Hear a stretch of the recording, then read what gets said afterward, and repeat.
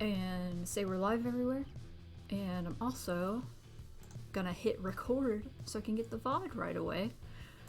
But in the meantime, if anybody's here, let me know how the music sounds compared to my voice, because I know everything's a little different with this new computer. I can't really control the volume with just turning the volume up and down from my computer. It's as if everything is always turned up all the way, and that's kind of scary. But I'm gonna quote retweet this.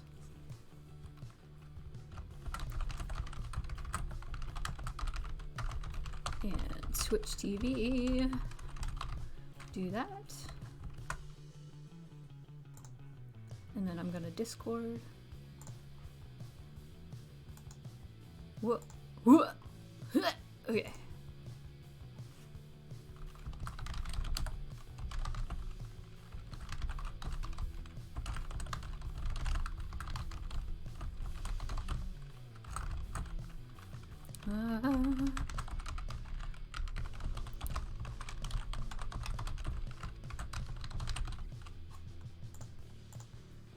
Eventually, I'm gonna get my bot to just let everybody know when I go live. That'll be easier.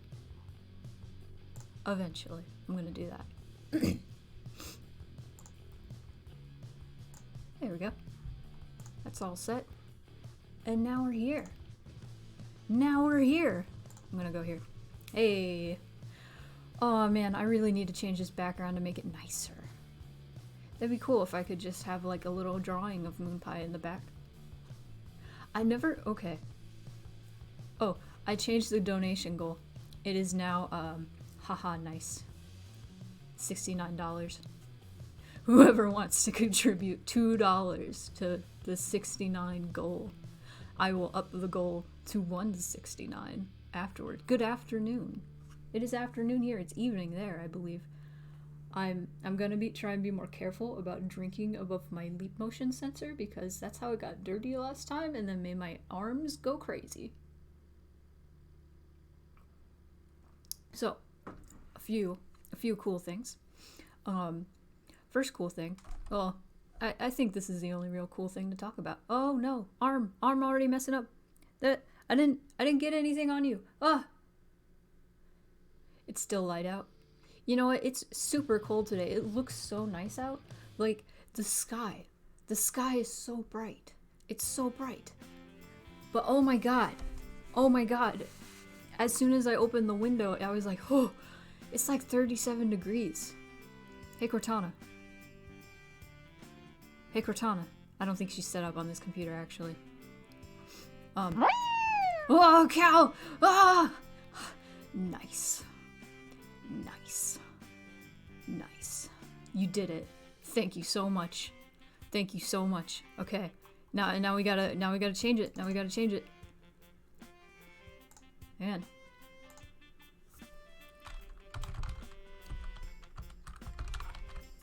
Goal amount.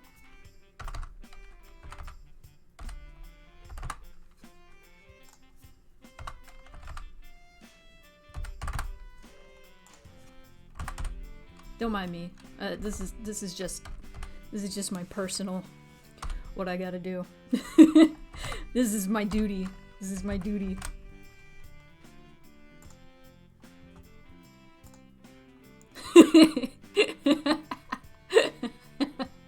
Even newer goal. Haha. Nice! Yeah. Okay, what was I gonna say? It is stupidly cold out. That was what I was talking about. But the thing I was gonna say regarding like streams, next stream, I want to try and stream Silent Hill 2. If you remember last month, I streamed Silent Hill, the first one. And Silent Hill was a fun time. It had some heavy themes that were very implied rather than explicit. And Silent Hill 2 is kind of the same way, except it's a lot more heavy-handed. I'll put it this way. First time I played it, I wasn't really affected by it because I played the redub. Arm, please. My god. Okay, let me move my microphone away. Maybe that'll help. Maybe it's reading the microphone. Anyway, I I don't know why I'm going in depth. I want to try and stream Silent Hill 2. I'm not sure what time. I want to figure out, like, coordinate things with people in the building and make sure we're not overlapping each other too much with streams. And I am also not sure if I would be streaming it all in one sitting like I did with the first game. Because I just played through it. It's 8 hours long when I don't know what I'm doing. But since I know what I'm doing, I could probably, you know, shave off at least an hour. 7 hours, it wouldn't be... I mean, it would still be a long time, but I would be able to do it. I kind of want to make it like a donation stream, like a charity stream. We can donate... we can figure out like a charity to donate to. I really want to donate to something like a Black Lives Matter or like a GoFundMe.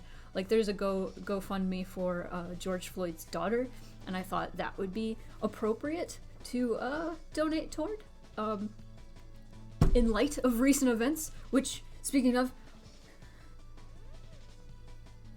I'm just gonna dance.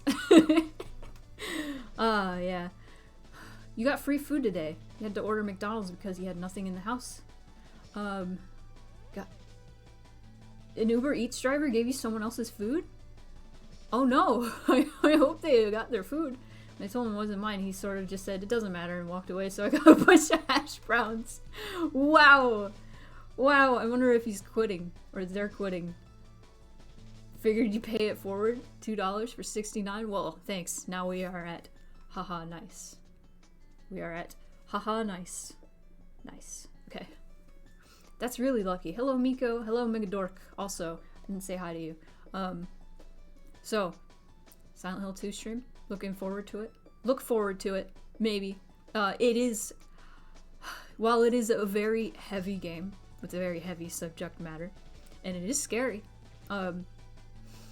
it is a beautiful story. It is very well executed. It is wonderful, and it deserves the title that most people give it as Best Silent Hill. It definitely is. It's not my favorite because it does bum me out quite a bit, but oh my god, it's so good. It's really good, and I'm really excited to show everyone. And depending on how things go, I can see if I can just do it in one sitting. Honestly, you don't like any of the food you got? You don't like hash browns? Oh, hash brown. Well, McDonald's hash browns are kind of greasy and gross, so I don't blame you. But yes, hello Miko. Hello everyone. So, I'm doing things slightly differently, but I haven't really done these work streams all that much because last time I got boned. I got boned! Because the stream wasn't working. Figured out it was an encoder issue, and I just switched the encoder over in the stream, and now things are working just fine. So, now I've switched things up for my work schedule, work days, to better accommodate my ADHD. Because sometimes I have commissions that take a lot of time, take a lot of hours because they're just big hefty commissions. And if I'm working on that commission constantly, my brain goes, oh, like that. So what I do is I take my Pomodoro timer, which, to remind you, is 25 minutes. It breaks up work into 25 minutes with 5-minute breaks, which is very helpful for ADHD. So I do those. I do about 8 in a day for working. And I also time like when I'm like editing videos and putting stuff together for advertising and all that stuff. I will also time those so I can see how much I'm working, and it makes me feel more productive. Anyway, what I've been doing lately, instead of just continuing doing Pomodoros for one commission until I finish it, is I switch between Pomodoros for all the commissions in my queue. So normally I have like 3 commissions that I'm working on at the same time, and I have them all open. Let me show you. I'm sharing this off. Well, this isn't a commission, this is my warm-up, but I'll have that up too. So, what we're going to be working on today, for sure, is I don't know if Nico is here, but this is Nico's commission. This is their character, Red. I gotta fix the pistols. This one's supposed to be empty. Their D&D character, I think. D&D, I don't know. It's a tabletop game. I'm pretty sure it's D&D. This is their Tanuki character. They're really cool. I love them. I helped design the first picture of them. This is very exciting to me. I love them. Anyway, we'll be working on this, and then I will work on this for 25 minutes, and then we'll switch over to this, which is a ref sheet that I started. Not much to see here, and I haven't even started this one, but we'll start it this stream. I'm gonna do a ref sheet for this character that I helped design for my friend Friar, or Crystal, whatever you want to call them. But I love this character. 4 arms, heck yeah. I sure do draw a lot of dragon girls, don't I? I do draw a lot of dragon. That's a different Miko? Oh, Nico. Nico with an N, not Yumiko. Nico. I was confused for a minute what you were talking about. How's the music sound? I know I asked earlier. I don't think anybody was here. I have it really quiet in my ear because it makes it easier to focus for me.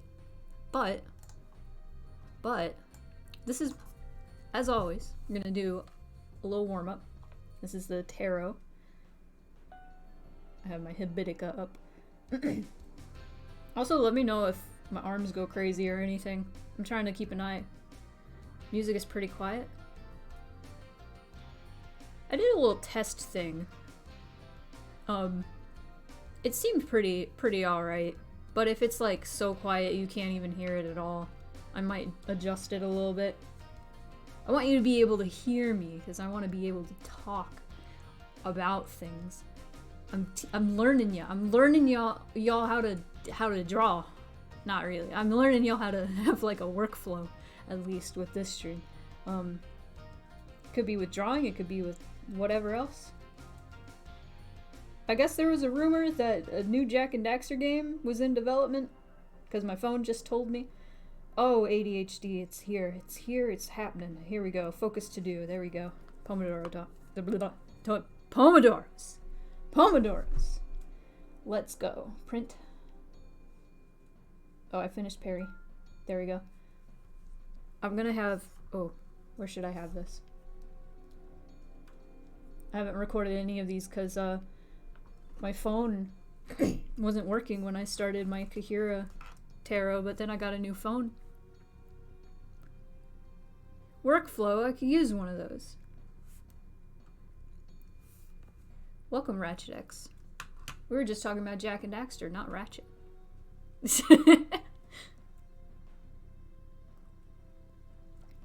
I feel awful because I really love Jak 2. I love like the aesthetic of Jak 2. I love Jak 3 too. That was the one I played growing up. That was the one Oh, you did it!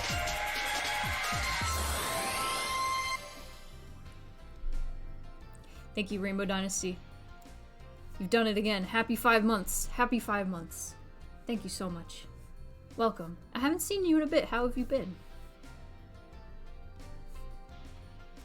We are doing our warm-up. I am doing my warm-up. No, y'all ain't doing shit. Y'all ain't doing shit. You're just watching me. I don't know what that voice was. Oh, what should I do? I think the last thing I did was the Pete's. I'm gonna do the tail. These wings upset me. I don't like them. I think I want to... Oh. I think I gotta redo the wings. You know what, let's do the tail first and then I'll worry about the wings. I will worry about the wings later. I like how you guys can see me look down at my keyboard when I go to undo things. Been binge watching 15 seasons of the show where each episode is 40 minutes, so I haven't been watching much else. What is the show?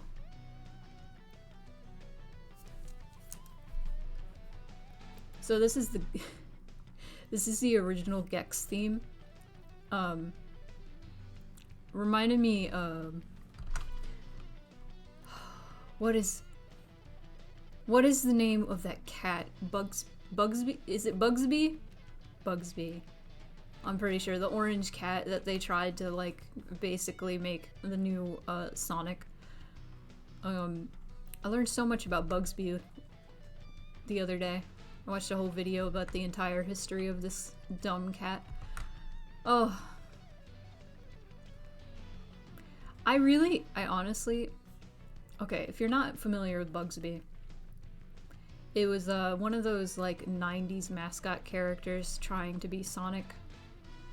I miss that era of video games where everybody was trying to make the new mascot character. I'm gonna be honest, I really miss that. It was really funny that anybody could think that they could compete with Sonic the Hedgehog and or Mario. Bubsy! Bubsy the Bobcat! Admittedly, I love his design. He's very cute. I also have a love-hate relationship with Gex, and I feel like they both have the same energy. I've never played Bubsy. I played Gex. I played Gex, the original, and I played the second one. I loved those games as a kid. I loved Gex. Something about Gex just made me laugh so much as a kid. It was exactly my type of humor, which is stupid because half the jokes were like geared toward like, oh, they aged so bad because they're all based on like old TV or like current TV at that time, which was early 90s. Oh, ACAB, but it's Criminal Minds. Criminal Minds. Flea swallow. Flea swallow. Flea swallow. Alright. Parappa music always comes on.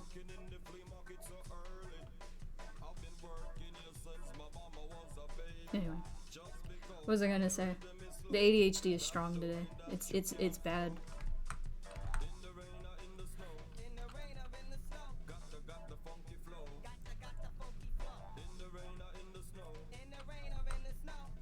Does the camera track my lips?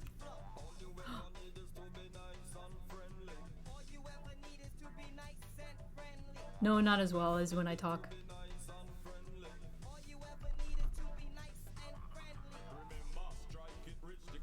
You know what's funny is my mom got addicted to Grey's Anatomy. And my mom is actually like used to be really squeamish about anything medical. I think that's where I get it. Because I'm also the same way. But I think something happened to her. Something unlocked in her brain.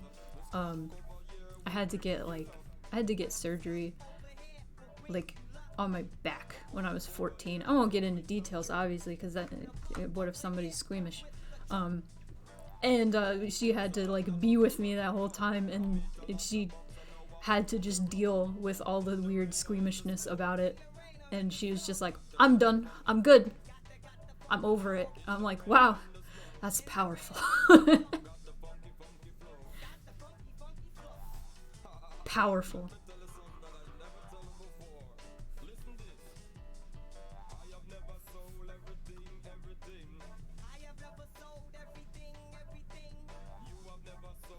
God, I love Parappa. I don't know if my little sister is watching right now, but if you're out there, I feel like I responded. She sent me a message the other day because I have this little Parappa plushie that I sent her, and I'm like, look at this, and she's like, oh, and she sent me a message the other day like, you may have Parappa, but I have, and then she sent me a plushie she has of Katamari, the prince from Katamari, and the Katamari ball, and I was like, oh. It's funny. She's like into all the same things I was into when I was 14, except Final Fantasy VII and Silent Hill. I've been into those since I was like 12. Hyperfixation lives on. We vacillate between Final Fantasy VII and Silent Hill. That's how it works. Except the Silent Hill one, it was like a fixation, as in I was like scared of it, and then I got over it, and then I got actually like really into it. Which is a powerful feeling. Speaking of like getting over your fears, it's a powerful feeling. I was thinking about it as I was playing Silent Hill 2, because Silent Hill 2 has, like, speaking of like the medical fears and like medical imagery. Silent Hill 2 has a lot of medical imagery, and all the games have like a hospital level, that's like a given, but the second one especially is really heavy-handed on it, and I was thinking about it, I was like, I feel like a lot of the reason I even got like medical fear in the first place was like Silent Hill. I don't know if that's like where it stemmed, but that certainly didn't help. That there were evil doctors and nurses that could kill me. Certainly didn't help.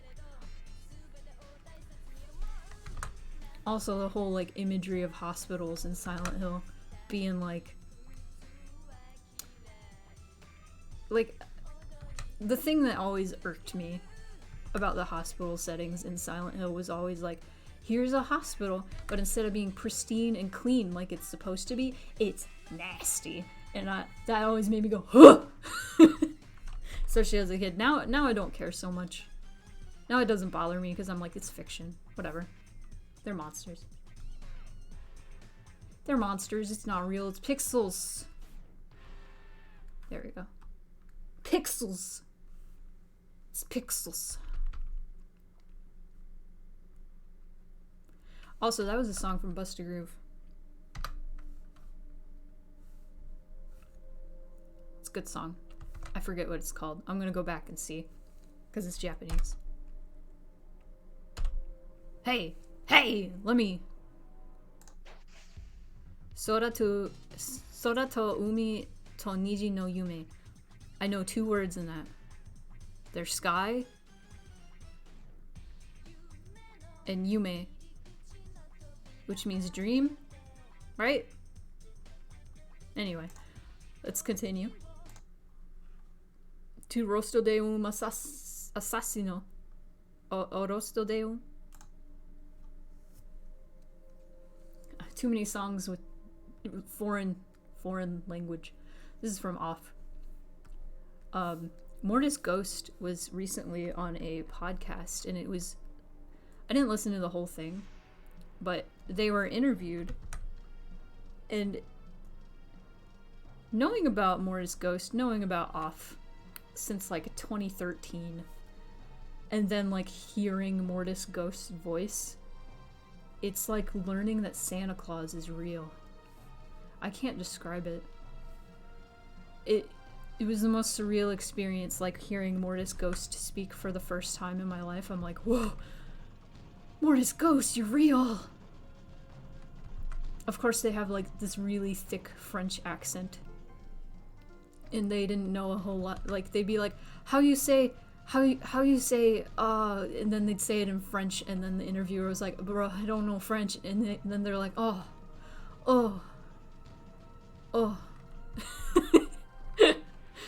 Oh, it was really cute, actually. God, I love Off, though. Of course I love Off. You know what I miss? I miss streaming, Faith. I can't wait for Chapter 3 of Faith. Faith was really good. Faith Chapter 2, so good. Those were good times. I can't draw hands! Wait. I don't know if you can see my hand. Hang on. This is how I I look at my own hand. Oh, arm. Oh, that's not happening. Okay. Okay. I'm gonna figure this out.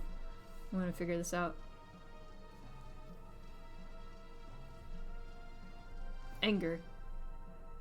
Okay, so if I just make the hand like this. Yes. Oh, so going back on subject a little, if I end up streaming, well, I am going to stream Silent Hill 2 at some point on Saturday, but I'm probably going to try to start early if I can. Of course, I will let you all know on Twitter, and all that jazz.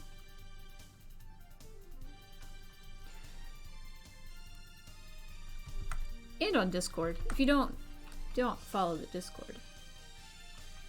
You don't follow the Discord, or you're not in the Discord, I should put a link on Twitch. You know what? I don't even know. I think everybody in the chat is in the Discord. If not, I can let me know and be like, I want to join your Discord, and I'll be like, cool, and then I'll post a link to the Discord. Okay, I'm gonna look up an actual sword. Sword? Okay, let me look up Justice Terra. I'll do that sword. How about that? Ooh. Yeah. Yes. Sword. Okay, that's okay. Moonpie's in here.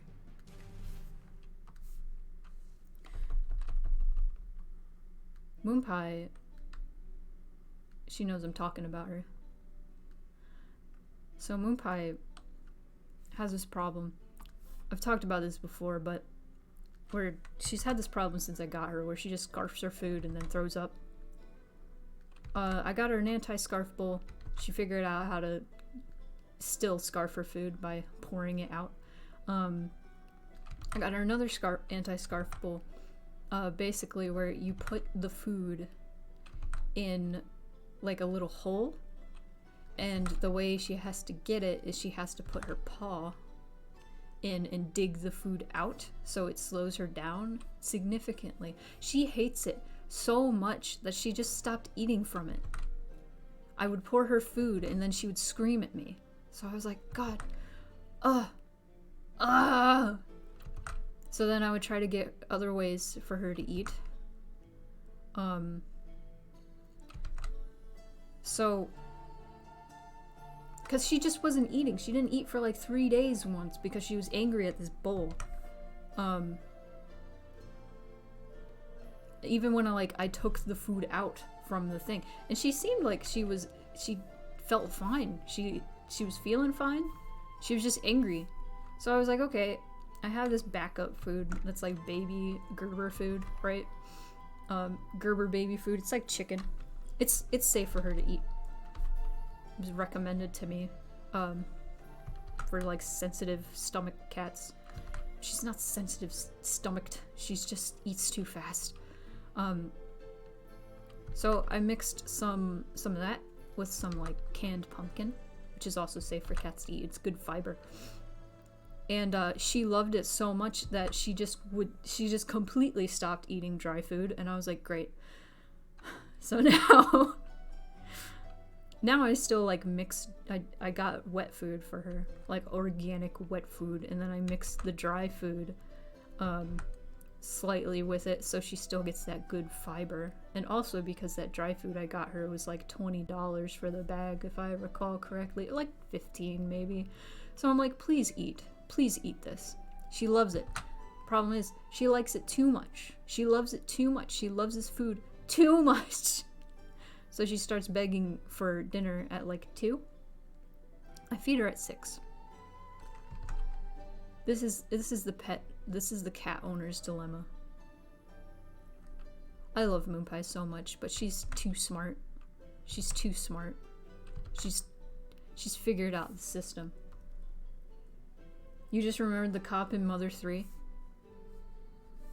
What a guy. What a guy. I have been playing Mother 3 with the supervision of Cal. Because Mother 3 is his favorite game.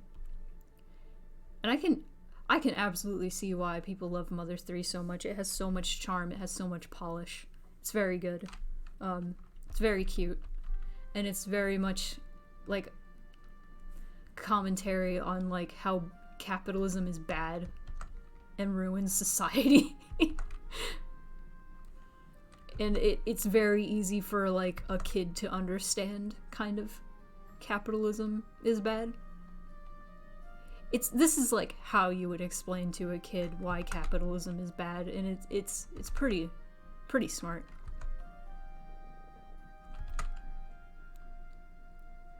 But I am a fan. A lot of it has not aged well because it's from early 2000s, so of course. But that's just part. That's just part of it. That's part of the experience.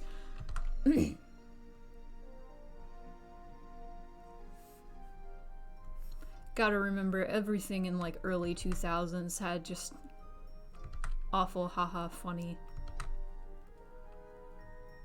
bad jokes.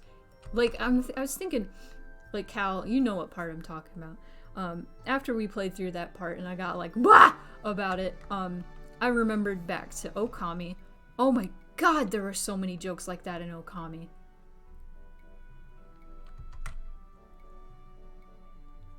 Like, it starts with a joke sorta like that. Where like, Isun is just like chilling in Sakuya's boobs, if I recall correctly. Just jumps out and is like, woohoo! And it's like, oh! I remember my brother tried to play Okami. He said he got like the HD remaster, and then he played like the beginning cutscene and that happened, and it made him feel so uncomfortable he couldn't play it. And I was like, that's fair. That's fair. Should I turn the music up? Or is my avatar freaking out or anything? Oh, my face looks angry all the time. Why does that happen? You guys can hear me alright, right? I'm just noticing a lot of people are popping in and popping out. I don't know if the mixing is bad or what. I don't want to scare people away. I'm just talking about Mother 3 and Okami.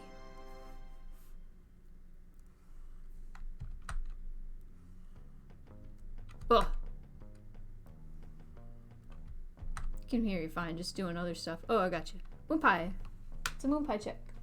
Come in. Come here. Do you hear her? Meow.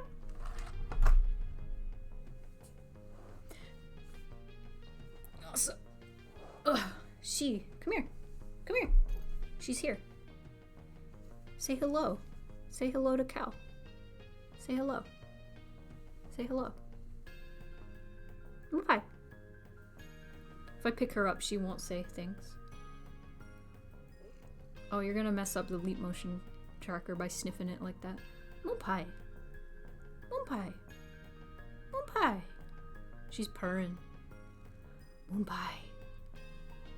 Moon pie. Come on. Come on. Oh, I forgot I have like a cold coffee I can drink. Oh. Moon pie, can you lay down so I can draw? Oh, I wish you could see her. She's so good. Oh, she's so good. Oh, she's rubbing her face.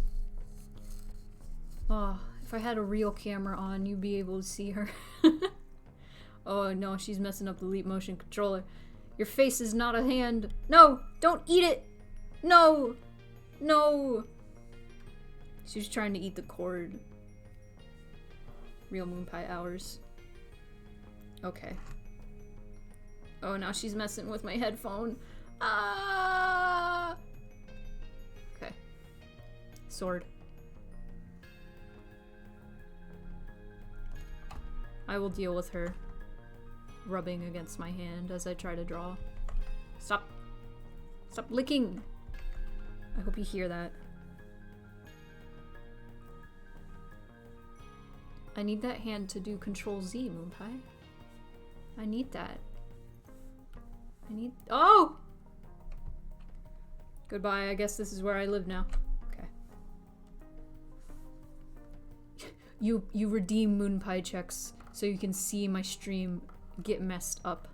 No! Get away from the leap motion! You got scuzz on it. Now my hands are gonna go crazy. Stop! You're rubbing your boogers on it. She's rubbing her boogers on it. It's nasty. You're nasty. My nasty cat. I know I called you. So I should be happy that you're here. Moonpie's the only cat I've ever known that when I call her, she actually comes to me. I've trained her. I've also trained her. Show me. Welcome, Capri. Talking about cat training. So whenever she starts trying to get my attention, like, Meh! I tell her, show me, and I follow her, and she takes me to what she wants to show me. 98% of the time, she goes and, to the fridge where I keep her food. She's licking me. I hope you hear that. She goes to the fridge and looks up because she wants to be fed. Or she goes to her little mat and starts yelling. And her little mat is where, like, right below where I keep her treats. So that's her treat mat. Sometimes she goes to her moon rug in my room, starts yelling. That's where I put catnip. So when she yells there, I know she wants some nip. So I've trained her to go to these places and then scream if she wants certain things. Now I'm trying to teach her how to tell me she wants to go outside. And I think she's practically there. She will jump up to the window and go, "Ah!" And I'm like, okay. So I put a leash on her and walk her around on the roof. Nearly there. She doesn't quite like being outside too much. Last time I took her out, though, she started rolling around. It was good.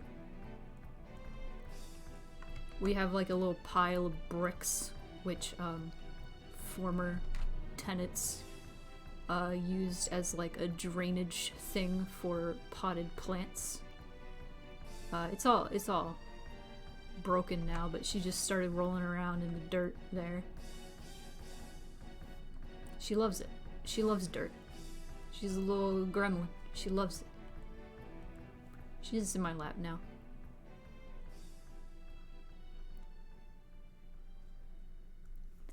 It feels like it's been longer than 25 minutes. Oh, no, it's been about 25 minutes. There we go, first Pomodoro down. Let's go. Me. I wonder if I can just turn this off. No?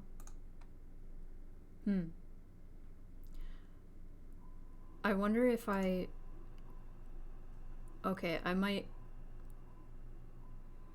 I don't want to mess things up because I know if OBS starts using my camera instead, VC Face probably won't detect the camera right.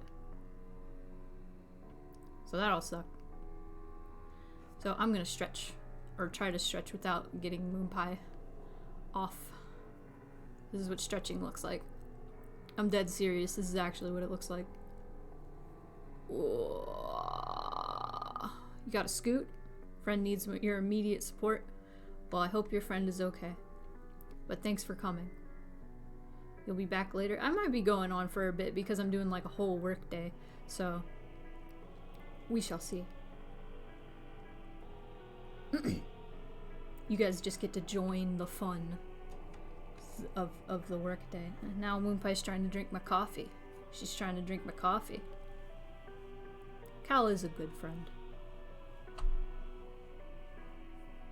Cal is always there for support.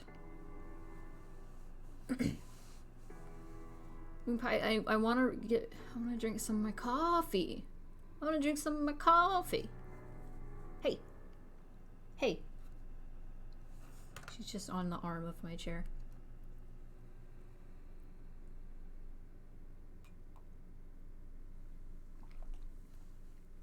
Oh, Rainbow, I missed when you said you got a job. I don't know if you're still here, but congratulations on the new job.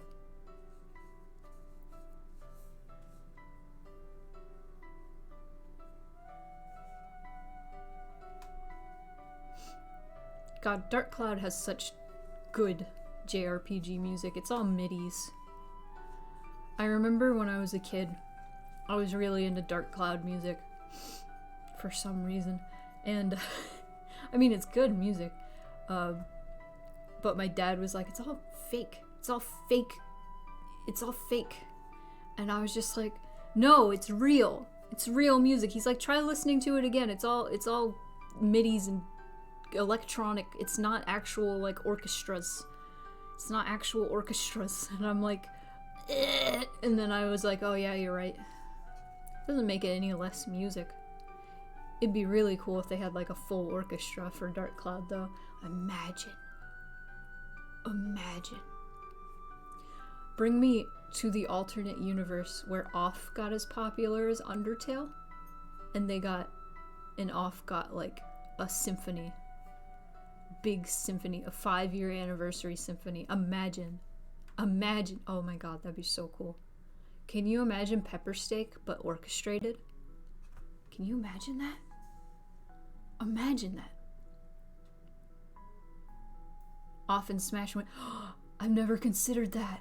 I mean, it's never been on a Nintendo console, so I don't know if that's possible. But I feel like there have been a few characters in Smash that have never... Hey! Stop your tomfoolery. She was scratching. Imagine Batter. Imagine the Batter in Smash. Oh my god, that'd be so cool. They did get Oh yeah, in this alternate universe, imagine the Batter instead. Oh my god. I mean, Smash... Sans wasn't technically, like, in Smash, but imagine the Batter for Smash. What is...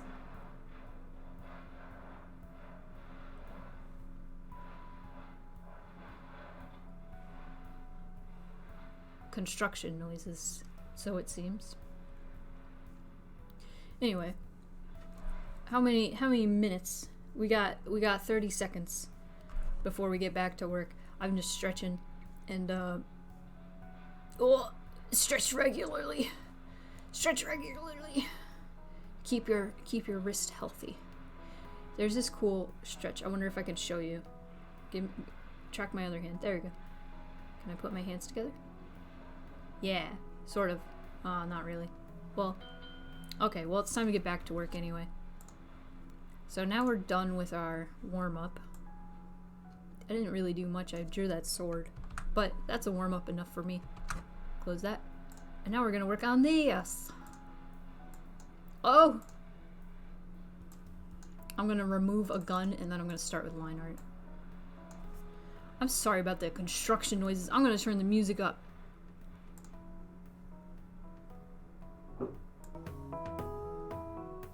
There we go. Better. Yeah, perfect timing. Now I'm working on this. Do you like the rune I did? I don't know if you noticed. It's just an R. That's an actual rune, though. Ah, the beautiful sounds of Midwestern construction. I wonder what is actually happening. I kind of want to figure that out.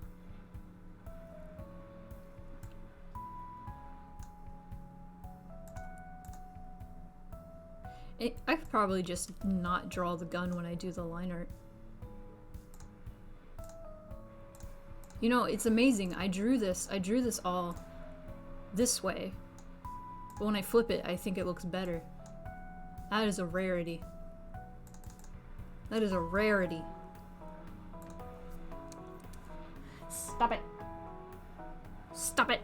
Okay, I want to see if I can look out the window and see what that is.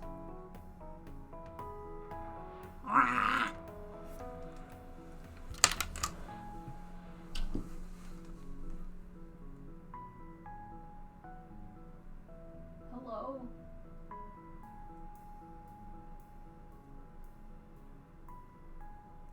What is that?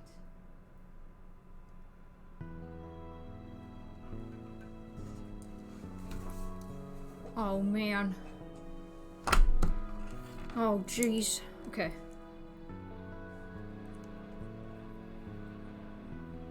Yeah, I don't know what that is. Wonder if I can,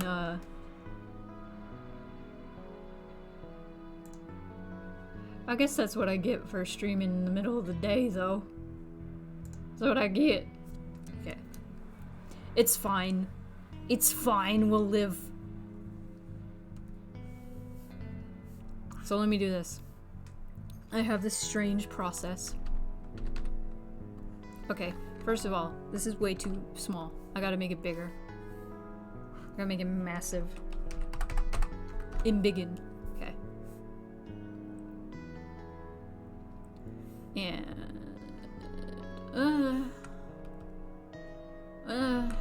is it still 2? Yeah, I'm gonna make it even bigger. Let's go 2,500.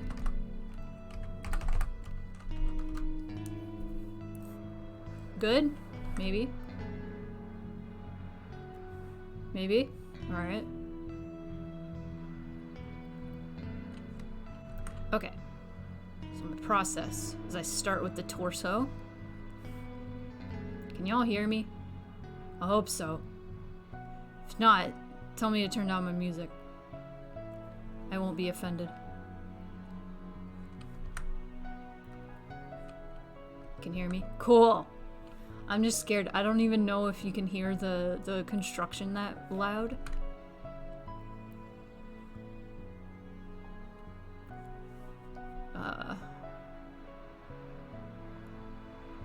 So...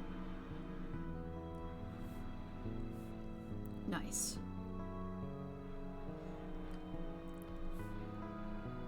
Can do... I'm gonna bring up that reference. I might have to go back a little bit. I forgot to pin it! Oh, this is why I pin things. Did I forget to pin it? Oh, it's not that far back anyway. There we go. Let me actually pin it. Let me pin this. Pin. Yes. Okay. Copy. Create new. There we go. Okay. This is like sketchy. As in like sketchy. So I'm trying to figure out what's what. I think I got it. I think I got it. Okay. Next thing I want to do is this little thing. I'm gonna do that. I'm gonna do the thing.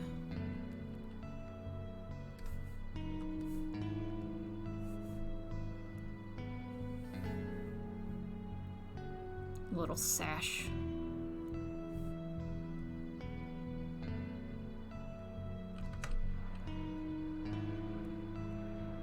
Crunchy. Okay.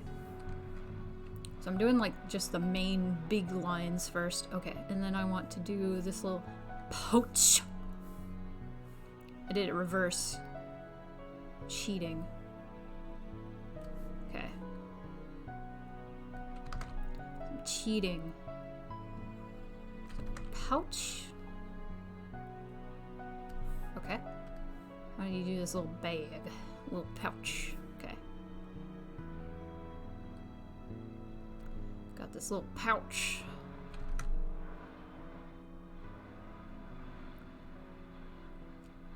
Nice. And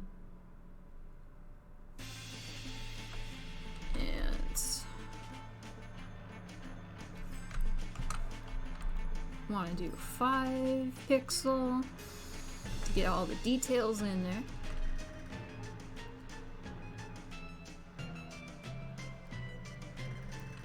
Okay, y'all. I watched like the tail end of like a playthrough of an indie game recently. Even though I didn't watch the whole game's like 2 hours, maybe 3. And even though I only watched like a small part of it, maybe the last 30 minutes, I Oh, it made me cry. But it's called Before Your Eyes. Thinking about maybe streaming it someday. But it's really heavy, but in like a good way. It has a very, very like good message, which I'm all about. But if you can deduce from the title, the premise is you are seeing your life flash before your eyes. And you're like on the ferryman's boat, like going into the afterlife. And I'm already all about that. And you get to see all these scenes from this character's life and put together like what happened to them and what their life was like. And it's very well done. But the cool thing is, the major mechanic is the webcam tracks your eyes. And so a little metronome shows up, and once the metronome hits the center and you blink, it switches the scene to a different scene. And there's also this mechanic where when conversations are like happening in another room and you can hear like murmurs and stuff, if you close your eyes, you'll be able to hear the murmuring and the actual conversation. It's a really cool mechanic, and they're really able, like, with that mechanic to really tell like a really engaging, really powerful, emotional story. I really want to check it out, but oh man, if the last like quarter of the game made me a mess, I don't know what I would do if the whole game if I played the whole game. Ooh, it sounds like a lot. It is a lot. But it does end on like a very like hopeful, good note. It's not like, because clearly it's morbid. It's very morbid because you're someone who died. I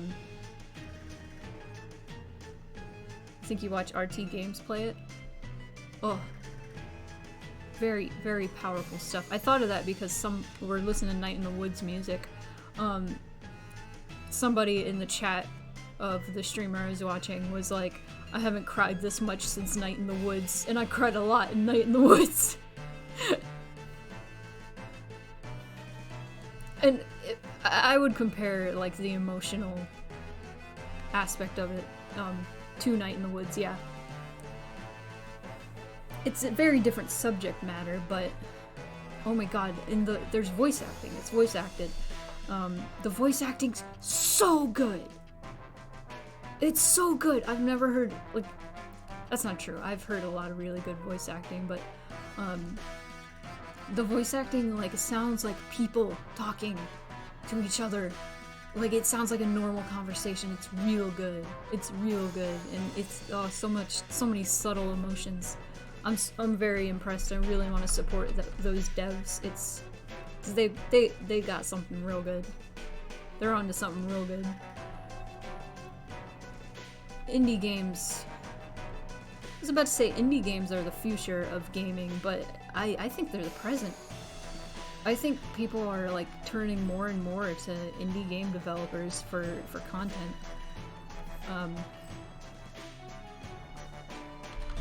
Like, indie games seem to be doing the best. Maybe not the best, like, maybe not mainstream, but they're growing more and more. If Undertale's success wasn't indicative of that enough, good lord. Indie games. They're the future, they're the present. I'm real excited.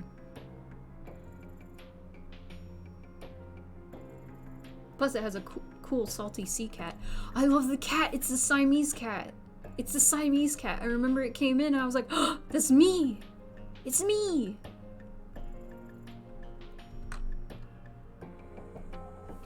It's me. It feels silly, but one of the reasons that game made me cry is there was and there was a Siamese cat in it. I was like, it's me! I'm part of this emotional story. I also really appreciated that the ferryman was a cat. I'm glad to see more and more people associating cats with like death gods. I don't know, is Charon the ferryman a death god? Charon is a psychopomp. If you're unfamiliar with what a psychopomp is, a psychopomp is some sort of like being. Doesn't necessarily have to be a god or a deity, whatever. But it's a being that takes you to the other side. It's a being that leads you into the afterlife, or to your next life. Anubis is a psychopomp. Honestly, indie is much more consistent in overall quality than AAA. Oh yeah. And I feel like it's not always the case, but indie developers don't overwork themselves as, like, they can, absolutely, but it's not like a big corporation, like, cracking a whip, you know?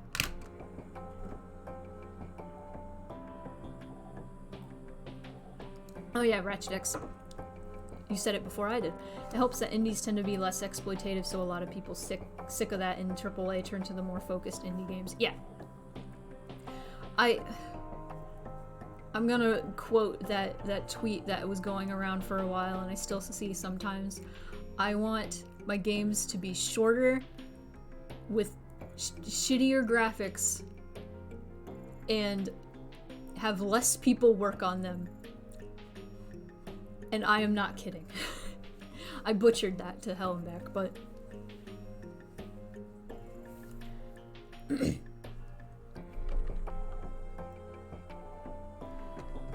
I really think shorter games with smaller teams are way more effective than AAA games.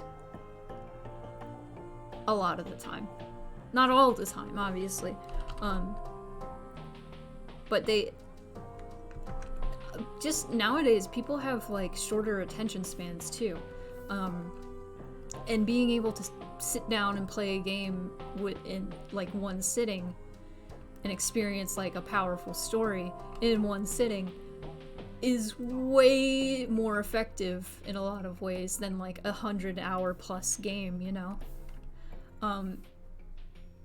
And that way you can focus, like the devs can focus more on something smaller and shorter and putting all of that emotion into a shorter span of time.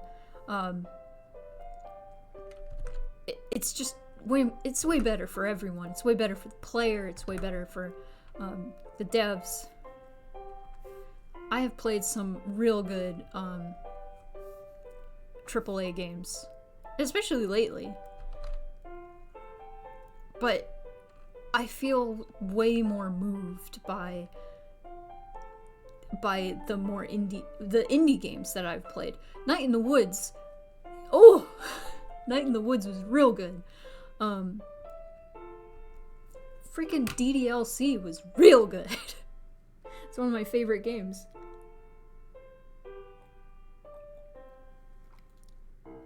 I really liked Undertale too. Though I wasn't as crazy about it as like most other people, I do understand like why it did so well and why people loved it so much. You know what? Let me do a little thing I like to call an art hack. Whoop! Oh, that's the stuff.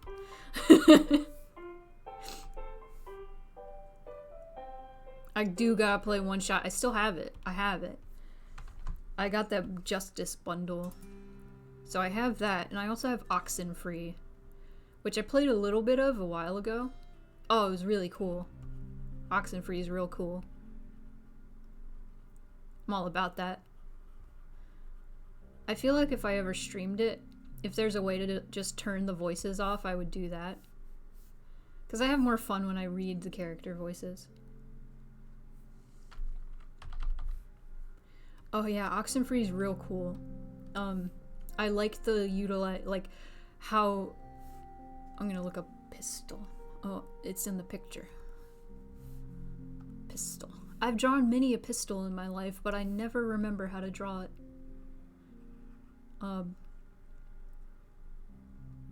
I like the idea of ghosts communicating through radio. That's really cool. I love ghosts. Anything with ghosts, spirits, death. Those are all themes I'm all about. That's why everything I like is just so heavy. You feel like catharsis through like really emotional, heavy media. Like, man, The Last of Us used to be one of my favorite games. I still really love The Last of Us. I'll be real. I don't know if I'll ever play the second game because it seems like it's too much. And I feel like they really had a high bar. They really set a high bar with the first game. They really did. And I feel like they tried to make it way too complicated. And they could have done it so much better. From what I've heard about the game and seen, I feel like it would have been cooler if they just took Ellie and Joel out entirely and just focused on Abby and Lev. I feel like that would have been a better game. But since they bounced around way too much, it didn't work out the way that the first one did. It wasn't as powerful. Man, I still haven't replayed the first game though. I had this problem where whenever I would start a game, in The Last of Us, again, like a second game, I would get to like a certain point and then remember like what was gonna happen next and be like, oh, I don't want to deal with that. That game's a lot of pain. I remember when I got it, my brother got it for me for my birthday because I was really excited about this game. And my mom was visiting and I was telling my brother about it. And the way I was describing it, I guess, prompted my mom to be like, is it fun? And I went, no. Absolutely not. It's not fun at all. And she's like, why do you keep playing it? And I'm like, because the story is so good. I want to know what happens. I want to know what happens, Mom. I just gotta know. There are a lot of games made not to be fun, but to tell a story and to have you feel an experience. And I like them. I like those games.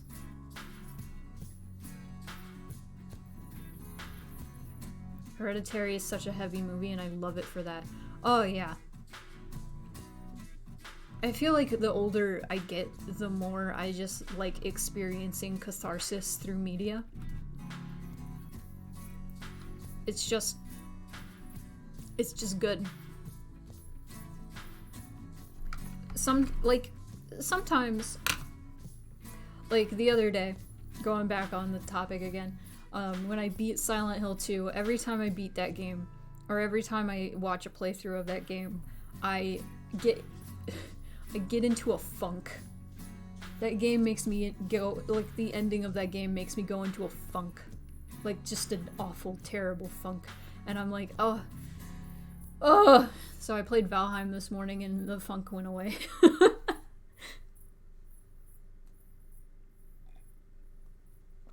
No more funk. No more Silent Hill 2 funk. There are horror games and then there's Silent Hill 2. Which is a horror game that makes me feel hard feeling. I don't know what I was trying to say. There are horror games and then there's Silent Hill 2, which is a descent into madness.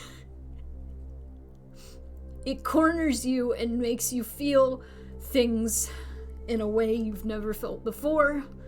It's very, very good. It is quite the experience, and I really can't wait. I really can't wait to play it. I was going to play it through once myself and then, like, show Cal. Be like, check out this game. And then I was gonna stream it, and then I was like, after I beat it the first time, I was like, I can't play this game that much close together. I can't.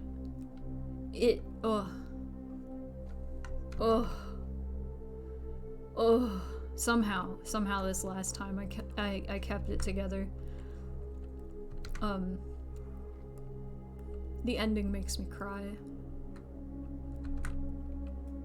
You better believe when I play it for stream, at that ending, I'm gonna keep it together. But at the end, I'm going to go into depth and tell you everything, and then I'm gonna start crying. Papers, Please. Ooh, I've heard about that. So good at portraying the crushing reality of being a border control officer of an oppressive country that is mechanically and emotionally hard to play. Oh. Man, what are some other good games that are good for, like, emotional reasons? Life is Strange is real good. It's one of my favorite games. I know people criticize it to hell and back because of, I mean, I guess spoilers, but I feel like everybody knows about this. Mute your mics. Bury your gaze is a thing in it. Sort of. It is, to a degree, depending on what ending you pick. But I still feel it was a very good representation of queer romance. Lesbian romance.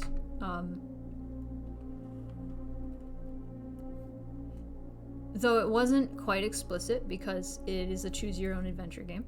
And depending on your choices, it's gay. Depending on your choices, it's gay. Oh, time to move on to the next one. I'm gonna save though. Saving. It's creepy music.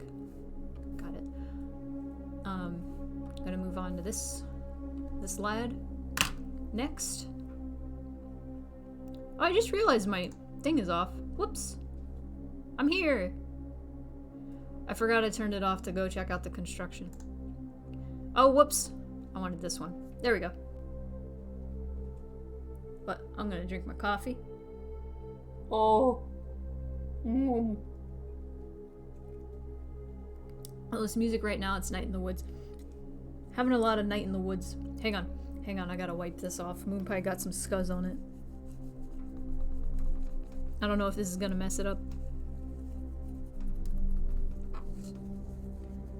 How did this get crunchy?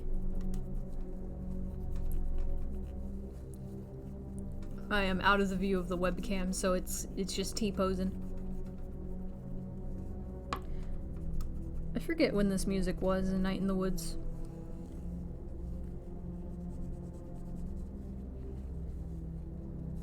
This leap motion controller is just attracts grunge. What in the hell? I don't want to scratch it, so I'm just using my little cloth. How did this get on it? I've been drinking my coffee to the side. You love grunge music? Well, I'm talking about the grunge on here. It's got schmutz on it. Got schmutz on the leap motion controller. Oh, and now my hands are freaking out. I don't know if I know what qualifies as grunge music. I know that's like a genre of music. But I don't know if if I heard grunge, I'd be able to go, oh yeah, this is grunge. Sorry, my arms are gonna freak out a little bit as I try to get this crud off of this. I'm not gonna scratch you. I'm not gonna scratch it off. I'm not gonna damage this. Y'all donated too much money. Oh, we got eco music. You guys ever played? You guys ever played eco? Eco's very good. I feel like it hasn't aged super well.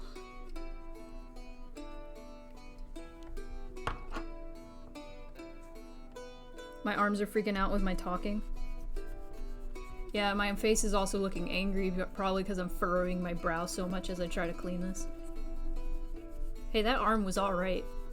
It kind of looked like a fast gesture. Okay, I think I mostly got the grunge off. Nirvana is the biggest grunge. Okay, Nirvana. There we go. I love Nirvana. Underrated Nirvana song I feel like is Heart-Shaped Box.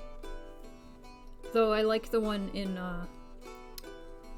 I like the version in Guitar Hero best. I think it was Guitar Hero 2. I like that version better because there's a cool guitar solo that goes along with the melody of the chorus. Yes. Oh gosh, I just wiped a thing off of the Leap Motion controller, and it like skidded across it and left a big old smear. I'm so mad.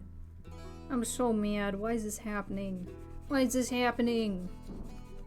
Taking a short break as I talk about Nirvana. Oh, I know I've heard Lithium. Wasn't a... Oh, I'm really bad with names. What was his name? The main singer. Was it Kurt Cobain? I think it was Kurt Cobain. Why am I so angry? Okay. Kurt Cobain. He had bipolar disorder, didn't he? I remember learning that and being like, whoa, my brother. So my brother also has bipolar disorder. And also takes lithium. I don't know if he does anymore.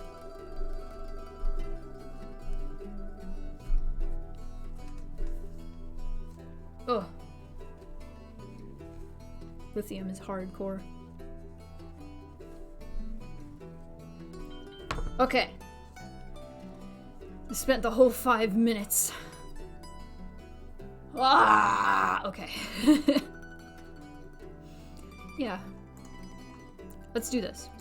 Okay. No. Okay, it's there. Okay. I gotta switch over to tasks. I keep looking so angry. I gotta fix that. Bam.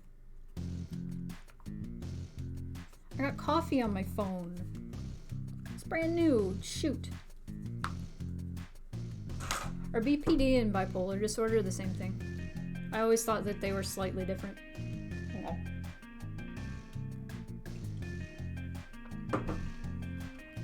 Oh, let me change my thing. I keep forgetting to do that.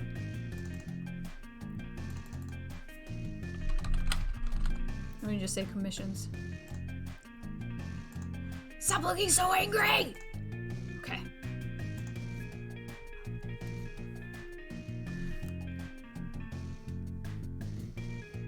Okay.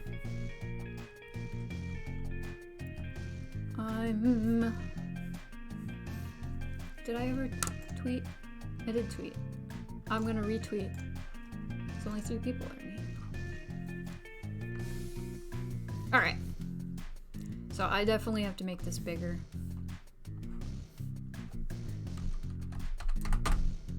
Ref sheet's gotta be huge. Excuse me. Oh, even bigger.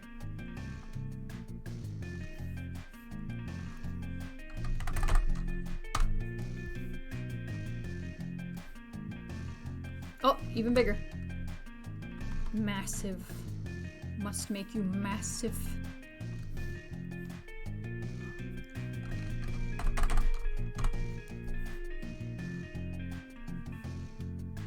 Okay, I think that's good.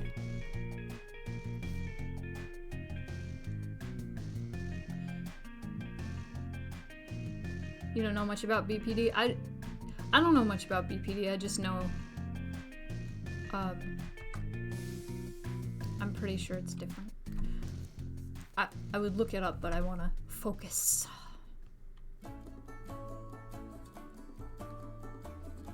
I always thought BPD and like bipolar disorder were very similar. But kind of like ADHD and autism have a lot of the like intersecting, overlapping traits. I feel like BPD and bipolar are the same kind of deal. The thing I know most about bipolar disorder is it's interesting. It manifests completely differently if it ends up like in children, because normally bipolar disorder only shows up like into adulthood. Very rarely children will be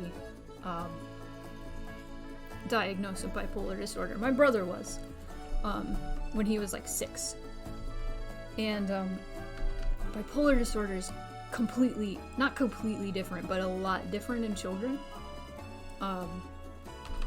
Hey, I tagged this stream, mental health, so I'm talking about mental health, sort of. So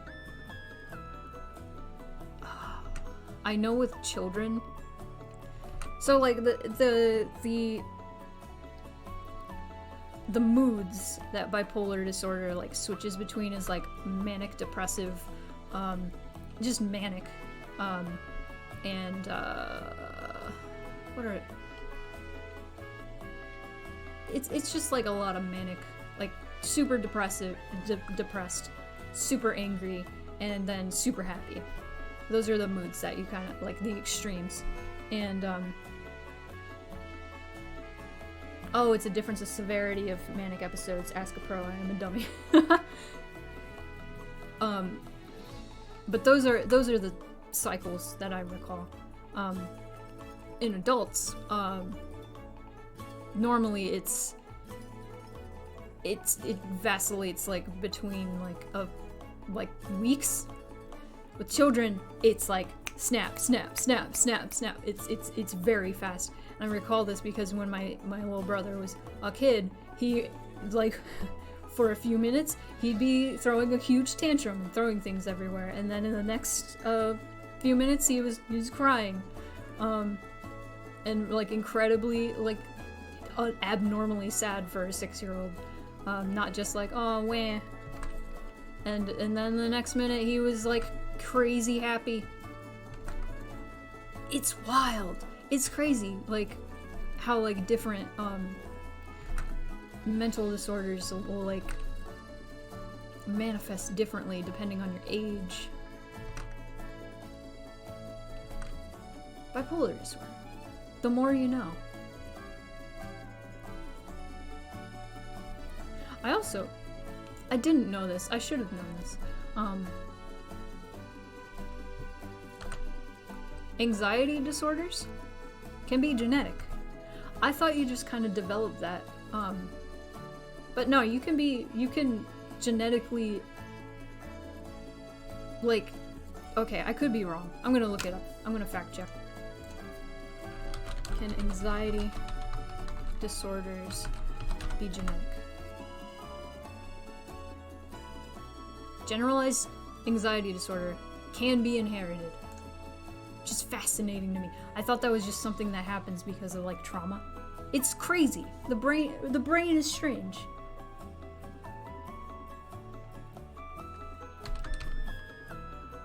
Also, always fact check. if you read something like on Twitter, or if somebody tells you something, always look it up. Always look it up.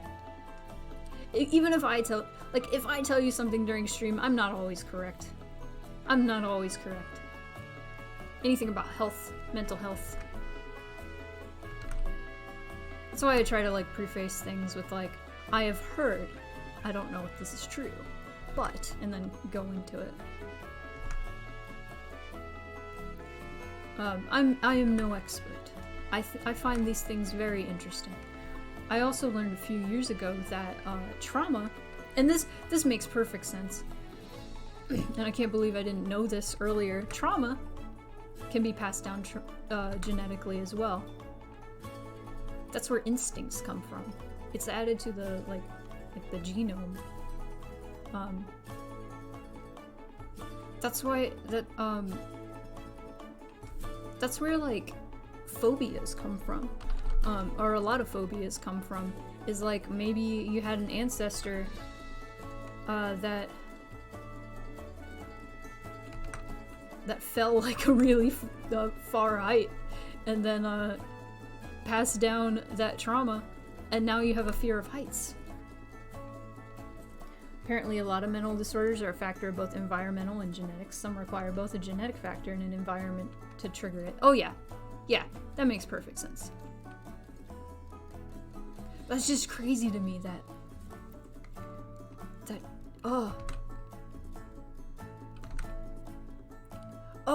another thing I've been learning about recently is touch starvation. I'm gonna be real. I thought this was something that, like, because I heard about it on Tumblr. I mean, we know how, like, Tumblr can, like, blow things out of proportion sometimes.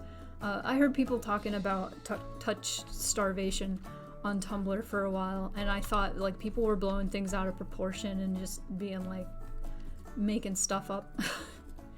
Because, personally, yes. Sorry, I was reading the chat. Personally, I am not a very touchy-feely person. As a kid, I was made fun of in my family because I was really bad at giving hugs, and because I didn't like giving hugs. Because my family's like super huggy, and they would come up and be like, "Oh, give me a hug," and they would call me a penguin because I would hug them like a penguin because I was all stiff, and they were like, "Gosh, what is your problem?" So I've never been like a super huggy person. But I kept like getting results for like touch starvation, like looking up stuff. I forget what I was looking up, but I ran into an article about touch starvation. It's nuts. It's nuts. Like, it's the medical issues that people run into because they don't get enough like positive skin-to-skin contact enough. Crazy.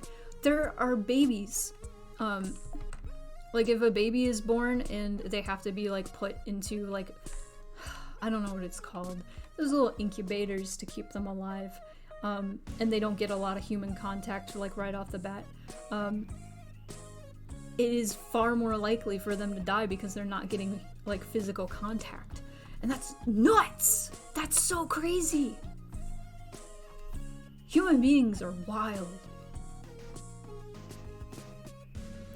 I can't believe it. That's wild. You're a very touchy-feely person. See, I'm not. I can go a long time without hug. Occasionally I'll be like, I need hug. But for the most part, I'm just like, I don't even really like hug my friends all that much. I am like, I am not a touchy-feely person at all.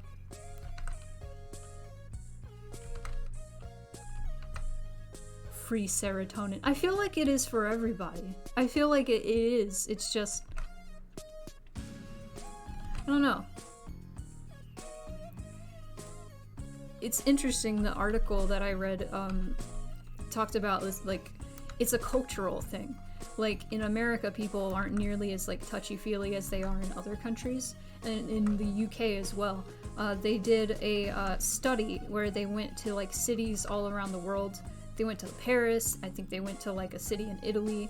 And they went to London, and they went to New York. And they counted, like, these people went on like a lunch date. And it was like between friends. It wasn't like, you know, like romantic partners or anything. And they counted how many times they touched each other. And in like Paris and Spain and stuff, they like exchanged like touches of like a hand, shoulder, all that stuff like 50 times. In London, 0. America, 2 times.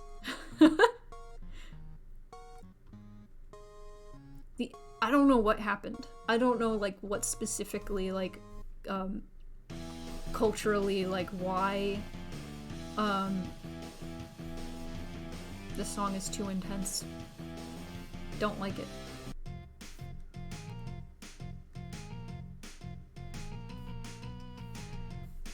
But I feel like a lot of Americans, or just also people from the UK,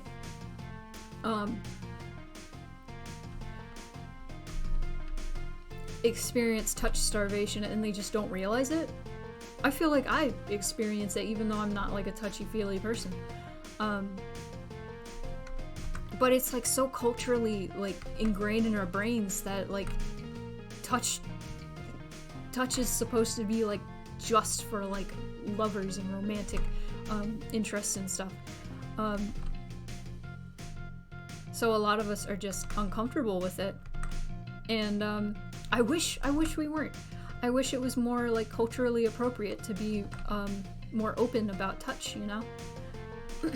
I wish it was more comfortable for everyone, because it has so many health benefits. It's crazy.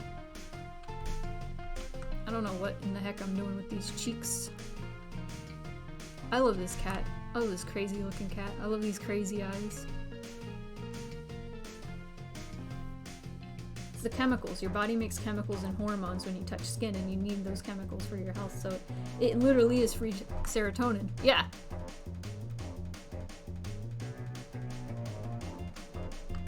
It's like your body. Oh, I gotta look it up.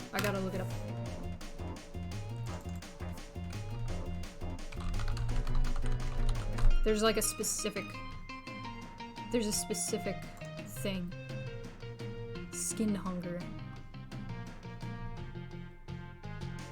When you engage in pleasant touch, like a hug, your brain releases a hormone called oxytocin. This makes you feel good and firms up emotional and social bonds while lowering anxiety and fear. This reaction begins at birth. When babies are born, doctors suggest that mothers hold and comfort them, often to promote healthy development. This human-to-human interaction keeps up throughout our lives. Even in adulthood, human touch helps regulate sleep and digestion. Build your immune system and fight infections. That's crazy. When you don't get enough physical touch, you become stressed, anxious, or depressed. As a response to stress, your body makes a hormone called cortisol. This can cause your heart rate, blood pressure, muscle tension, and breathing rate to go up, with bad effects for your immune and digestive system. This is nuts. That's crazy. Long-term touch starvation could even trigger post-traumatic stress disorder. Yeah, I really wish we weren't all conditioned to be like adverse to touch, because it's like such a taboo thing. Like in America especially, it's like touch and touch and sex and stuff are so like taboo. It's just like it's because of our like dumb history. Like we all came from like the Pilgrims, which all left Europe because they were too strict in religion. So my dad always says, it's like, yeah, all the Protestants were crazy and they left Europe because they were all prudes. Yes, digestion and immune system. Everybody give everybody a hug. Go hug. Go hug. Go hug everyone.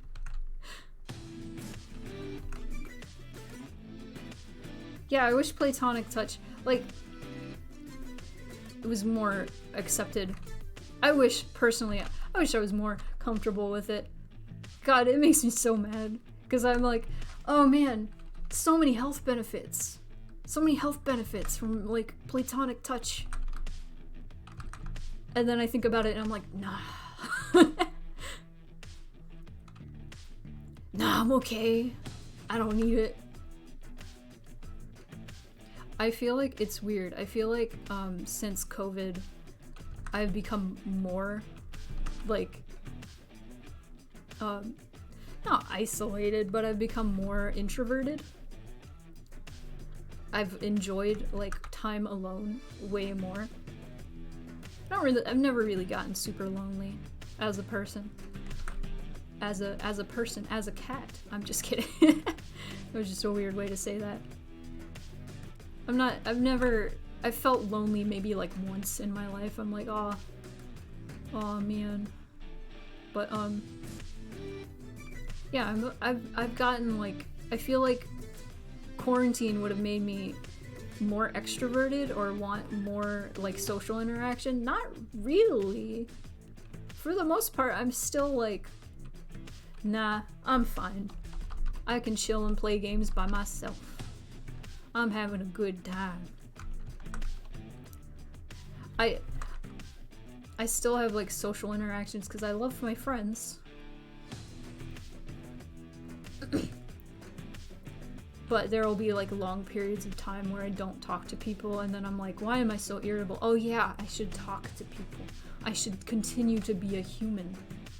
The Pilgrims were such sticks in the mud assholes. They let the Dutch who took them in because they weren't their brand of Protestant. Yeah. Look at this cat. I love this cat. I draw mini cats. But I guess it makes sense.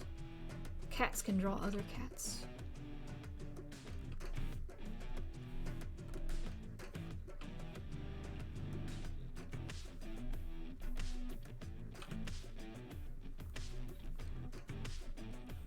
I haven't listened to this song in so long.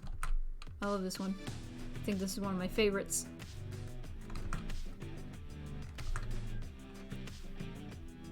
I can draw teeth.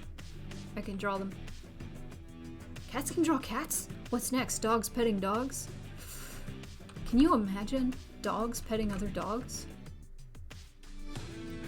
I really like this pattern I see when I do like commissions of certain species of animal. I get more furries of that species of animal. Because you'll notice I've drawn so many dragon girls. I've drawn so many dragon girls. I've also drawn so many cats, but that's because my fursona is a cat and I draw my fursona a lot. I'm a cat. You're gonna see a lot of cat. Okay, how do I want to do this? I want to do this the anime way. Let's do that. Anime way. Easier. Okay. Sometimes I try to draw each individual tooth and then that looks scary, so I stop. I remember in like 8th grade, my art teacher taught us not to do that when we were learning how to draw faces. She's like, don't do that, it's scary. It's frightening. And it's stuck with me ever since. Love me a cat nose. Man, my favorite thing to draw for a while was eyes. And then my favorite thing to draw after I started drawing furries was paws. I love drawing paws. Paws are so cute. Paw pads. Paw pads. God, like, I still love drawing paws. I feel like people, like, I will find a way in a picture, in a piece, to like make the paw pads visible. And I feel like people are like,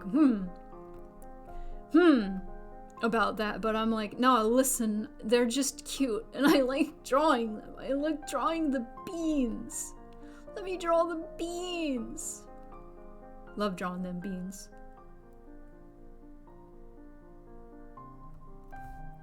Is there like an unnecessary... Yeah, the beans. For a second I thought there was lag, but then you said the beans pretty shortly after I said beans, so I think the lag is not that bad. Been realizing my social anxiety doesn't necessarily equal hermit levels of introvert. Yeah,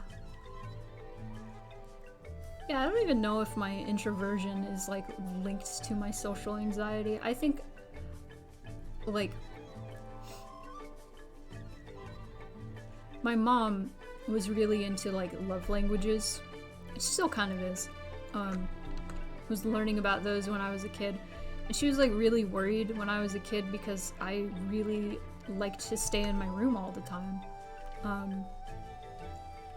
She learned about love languages.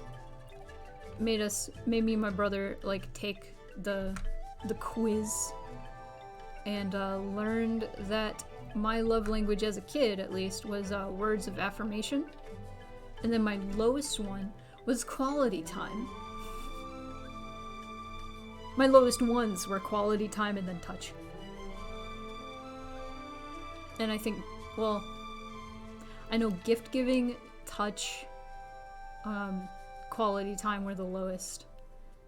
And then, what is it, 5 love languages? Yeah, acts of service, and words of affirmation were my highest. Oh, you guys want me to talk about love languages? Here we go. Let's go. Mental health time. So when my mom learned that quality time was my lowest love language, she was like, oh, so that is not how you express love. The way you express love is words of affirmation. And I'm like, yeah. Love languages is a cool like study. I don't know if it's not like don't live your whole life by it. But I think it's very like interesting, and I think it's a cool way to like figure out how to communicate with people, because I feel like everybody has some kind of like balance of the 5 love languages. We all express love in and it's not just, you know, romantic love, it's also platonic love and like familial love and stuff. But those are like the 5 main ways that people express love: through touch, through quality time, through gift giving, through quality time. Next thing we're gonna move to is this. But I'm gonna go back here. And but through all those things, that is how we express love. Everybody expresses love to a degree through those love languages. And but I feel like with most people there are ones higher than others, and that can change over time. Mine currently, I believe, is acts of service. So things that make me feel loved and make me express love to others is like doing things for other people, like getting chores done and things, and helping out with stuff. That is my biggest expression of love. And I know a lot of it for me is what I haven't gotten a lot as a kid. My brother's biggest love language is gift giving, and it's really hard because I think that's my lowest one, honestly, right now. I'm not a materialistic person, and that makes it hard. I enjoy it. Like, I love people giving me gifts. I really appreciate gifts, and but it makes it hard for me to get gifts for people. I have so much I have so much anxiety about getting people gifts because I will overthink things. I'll be like, oh, it needs to mean something. It needs to be good. It needs to mean something and be powerful. That stretch actually like went with what I was talking about. But I love giving, I do like giving gifts to people. It's just one of those things where I'm just like, I don't know. I don't know. But love languages. It's an interesting thing. It's a very interesting thing. Sorry. That happens sometimes. I'm gonna drink this coffee over here so I don't get any drippies on my... I still have my special protein coffee that I need to drink that I got specifically for this stream. What do we got? We got three Pomodoros done. We're almost halfway done. Heckadank. Heckadank. Speaking of heckadank, how did everybody enjoy your 420? I don't smoke, so I do not care for it. But I had a good day. That's all that matters. It was a good day. 420. It was a great day because certain someone is going to jail. Certain someone. Raise the roof. Raise the jail roof to let him in. Okay? Good day. Hell yeah. Oh. It was also the anniversary of Mother 3. 15th anniversary, mind you. 15th. And everybody's like, I hope this means that we'll get a localization. I don't think that's ever gonna happen now that I've played like 9 hours into Mother 3. It's never gonna happen. Never gonna happen. There's no way that they could localize it to be appropriate for Western audiences. Japan in the early 2000s was just in children's games, they were just totally okay making really bad adult jokes. And there's a lot of that. There's a lot of that. It's... I was actually making that face. I'm not even being sarcastic. Oh, thanks for the water. I'm gonna drink water over here, so... Oh, yeah. Okay. I wish I could go off screen. Yeah. Oh, zipped in. Stretching below. I'm stretching below. Okay. What was I talking about? Oh, there's a lot of things in Mother 3. There's the magical race of drag queens that I don't want to repeat their name because part of it is a slur. So, okay, back to work. Back to work we go. You know what I'm talking about. You know what I'm talking about. You probably know what I'm talking about. So let's start on this. Let me switch the task that I'm working on. There we go.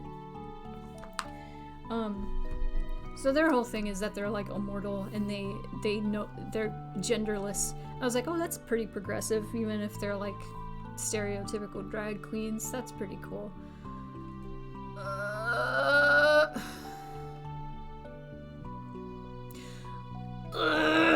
Sorry, I'm really angry. I just saw on scene. So I was playing as Lucas. Finally, 9 hours into the game, I'm finally playing as the main character. Lucas Earthbound. Lucas Mother 3. Playing as this boy. He's like 16, right? Still a young boy. I go to this hot spring and one of the magical drag queen species characters, she's there. She tells me, oh, you want to learn like magical powers? You want to learn psi, PSI, whatever? Okay. And then it fades to black and she says things like, stop struggling. And I was just like, oh, good, thanks. Thanks, Mother 3. Again, early 2000s game. Early 2000s game from a culture that thinks it's funny to make joke from, like, I don't think it's as much like that anymore, but early 2000s, like, Japanese media is like, whew! Whew! There was also a scene like that in the original Final Fantasy VII, but that was 1997. And I feel like the Mother 3 one was arguably a lot worse. But man, there's still a lot of anime that's like, haha, pervert jokes, haha, rape jokes, and I'm just like, come on, man, it's 2021. Can we chill out? Can we chill out? I can't draw ahead. I can't draw ahead. What is wrong with me?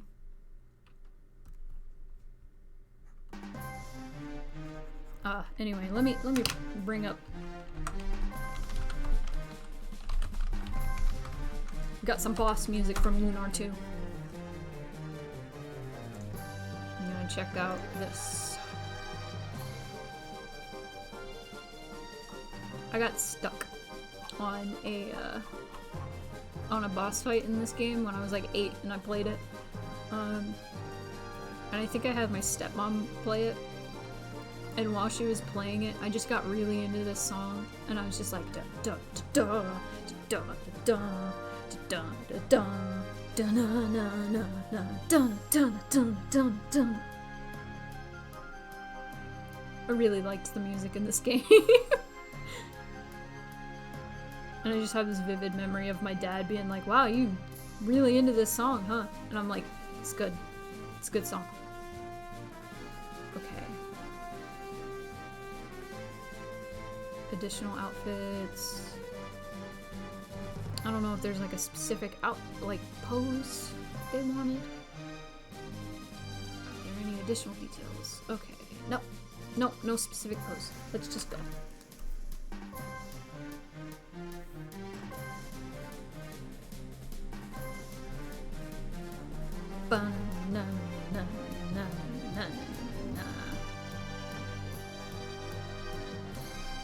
So this ref, it's gonna show bits, but I'm not gonna draw them because we're on Twitch. We're on Twitch. Not gonna draw all the bits. I'll do that later.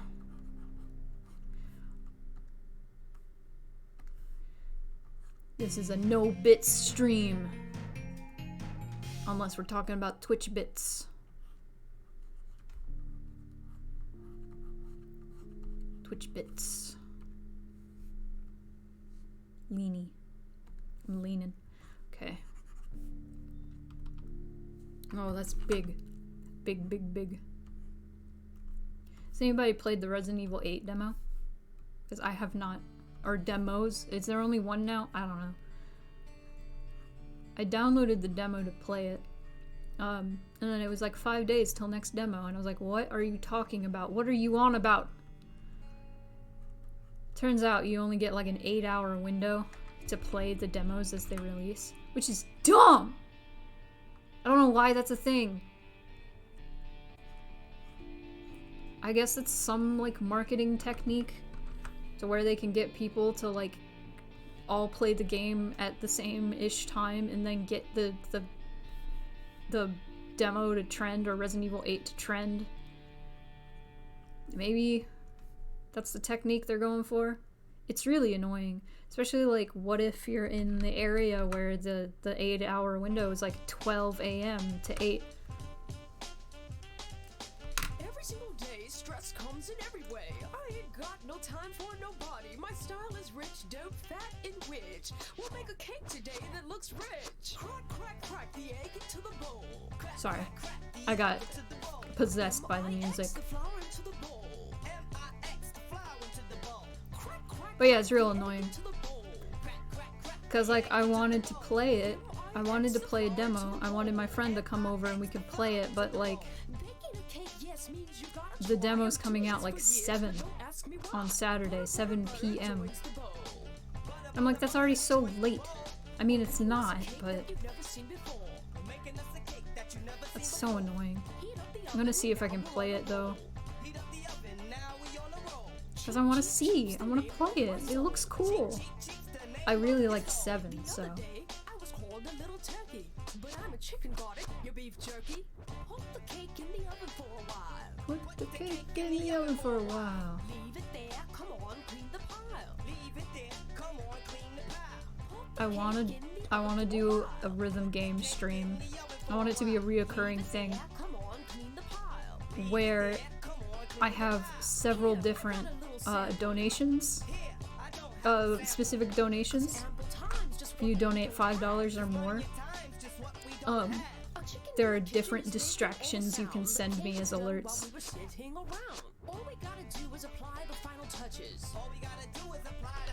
I just gotta think of enough, like, loud, obnoxious distractions to throw me off beat. Oh, it'd be really funny. It might be a disaster.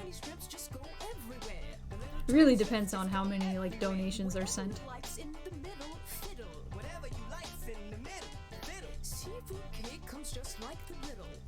I really just want a rap song that uses a parappa beat. Okay, that wasn't so hard, was it? I really just want that. Problem. But how'd you get out the TV? How'd you get out the TV? I keep looking at the wrong thing. Oh, we need...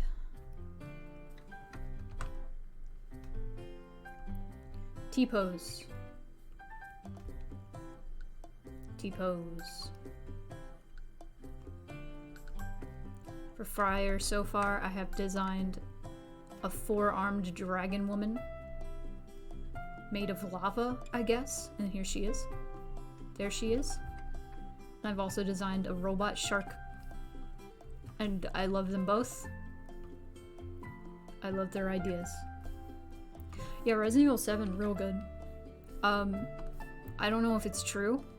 I heard a rumor that a lot of the team for PT, or Silent Hills rather, once Silent Hills got cancelled, they moved on to Resident Evil 7.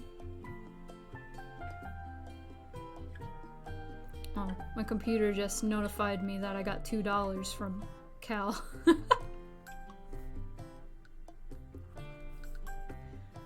Resident Evil 7 was good. Like, the hole in my heart, that was there. Hang on. I gotta, okay. I wanna do, like, flexing. The hole in my heart that was left when Silent Hills was cancelled was sort of filled by, Resident Evil 7, not gonna lie.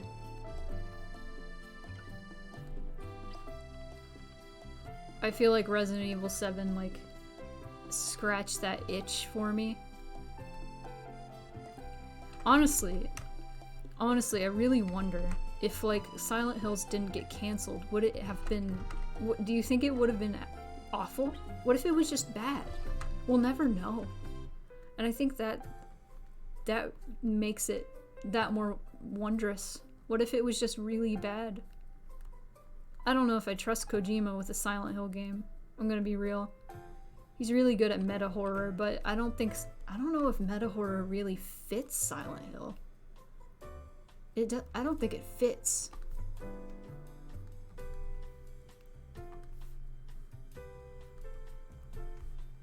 Okay, how am I gonna do the muscles?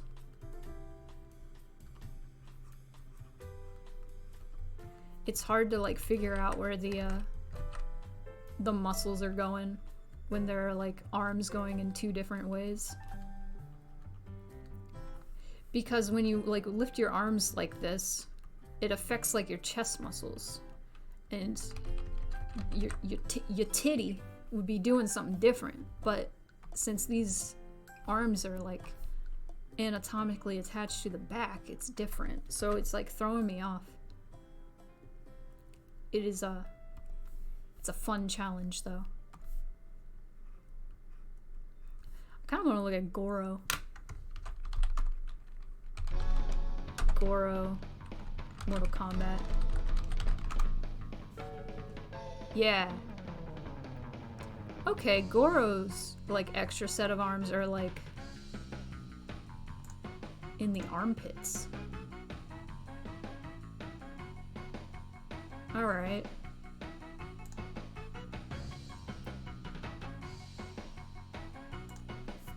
But I've already made them in the back, so I'll do it this way.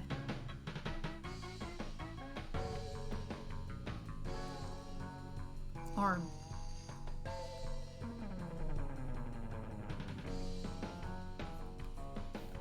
So I recently learned Dead by Daylight. I thought all of the monsters in Dead by Daylight were like pre-existing like monsters from like different IPs. There are a lot in the game, but no, apparently they're all like original monsters. Not all of them, but a lot of them, most of them, are just original monsters made for the game. And I think that's super interesting. I actually really like that. I thought they were all from specific horror movies and games and stuff. Pyramid Head's in it. I also saw the Silent Hill map the other day. It was pretty cool. It's the school. It's the school in the first game. School's pretty iconic.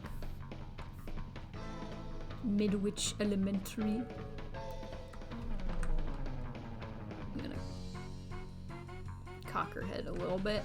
Cock that head. Okay. Oh, them legs are big. Them legs are big. Let me tone down the legs. Oh, stocky.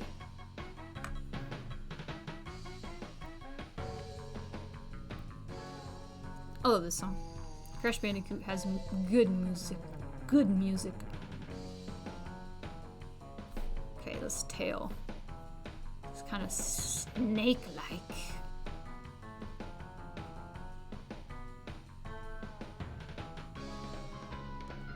Man.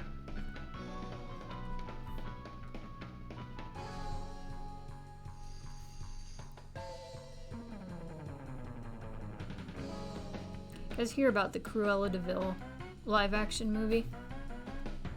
I'm not gonna see it because I don't care for Disney. I just realized I forgot to hit record for my VOD even though I said out loud I was gonna do it. Damn it! But, I'm not gonna see it, but when the trailer hit, everybody was like, oh good, we're gonna, try to make a movie that sympathizes with a woman that wanted to kill puppies. And, I was kind of like, you know what? I'm interested.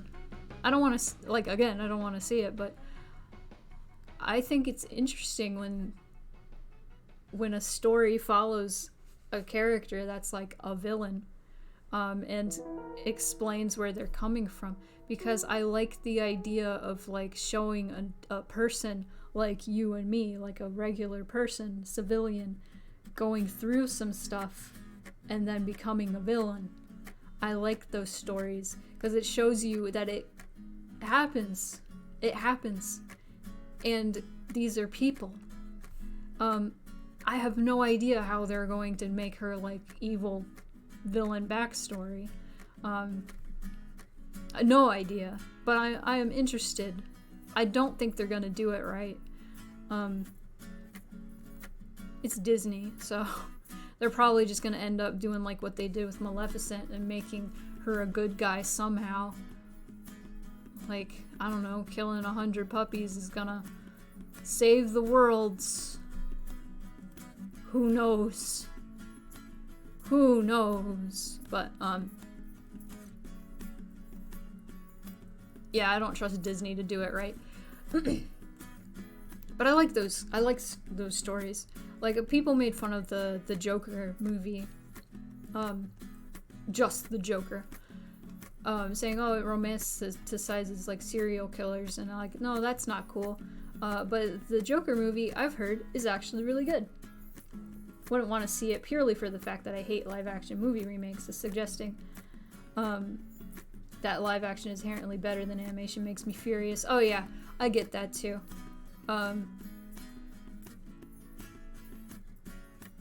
Yeah, the freaking quote-unquote live-action Lion King remake? What the fuck was that? What? Just because it's more realistic doesn't make it better. They also just muted, like, all of the expression.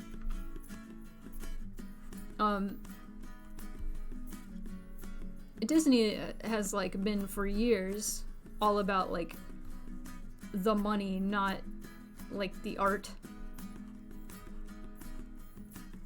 It's always been like that. Let's be real. Maybe sometimes they're like more about like the art, but no, it's especially with I want to say Roy Disney. I think it was Roy Disney. Remember when all those straight to video Disney sequels were happening? That was literally like his scheme. He was like, all right, we're just doing this for money. Like, it's about quantity, not quality. We don't care. Still animated, it's just lifeless CG now, and it makes me so mad. Oh yeah, God. Nothing makes me angrier than... There are a lot of things that make me angrier than this, but, the freaking remake of Beauty and the Beast. The live-action remake of Beauty and the Beast. I never saw it. Everything about it just makes me angry. Everything I've heard about it. Like, oh, Disney finally, for the first time, has a gay character. It's LeFou though, which his name literally means the fool. And he's gay for Gaston, and it's haha funny. Cool. Thanks, Disney. Appreciate it. I will not stop you. Let's talk about it. Let's talk about Disney and live action remakes. I don't think I've seen one Disney live action remake, and I'm gonna keep it that way. I'm gonna keep it that way. Never gonna watch one. Oh, whoops. Yes, okay.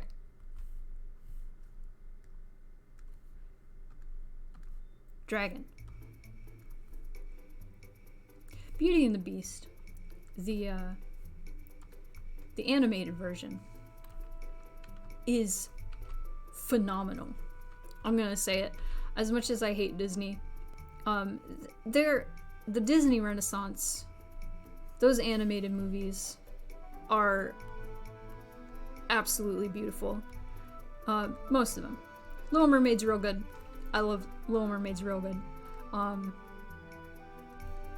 And Beauty and the Beast, real good. Oh, probably my favorite. What other Disney Renaissance? Gosh, Beauty and the Beast is so good. Make the character you can easily edit out for the China release gay. Sure. Good job, Disney. Oh yeah. Oh yeah. Oh yeah.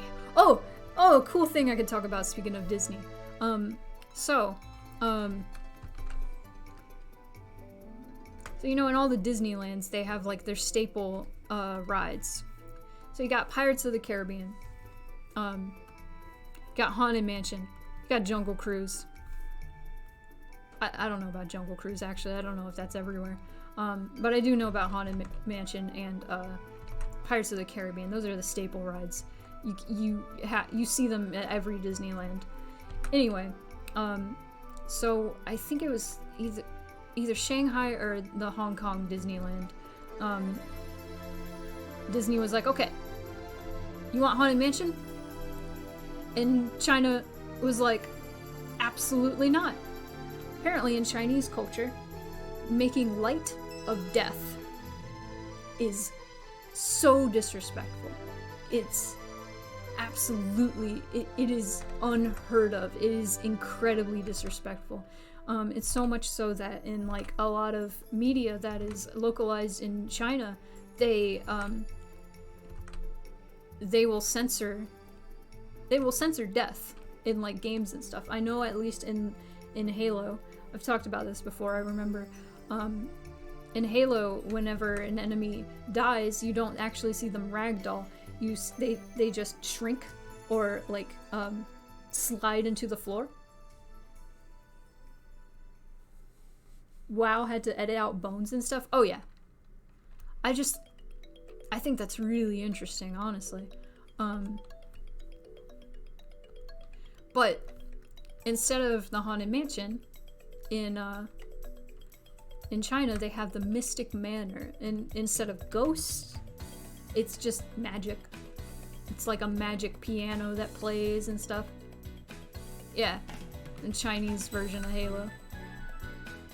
They're just, they do not make like making light of death, which, you know, honestly, I wish the rest of the world was like that. I wish more cultures were like, death isn't like a happy, fun thing. I feel like that would make more sense. I don't know. Like, as somebody who, I'm trying to think. Like, I really enjoy in like media themes about life and death. That's always been my thing. I feel like just taking that completely out of media would be that would kind of suck.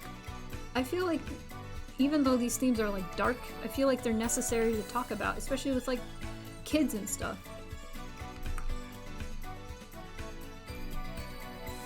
Lips. She's got lips.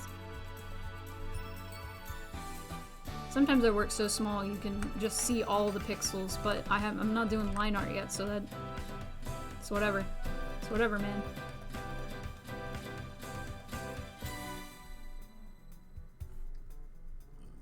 Localization is crazy. Oh, I don't like that.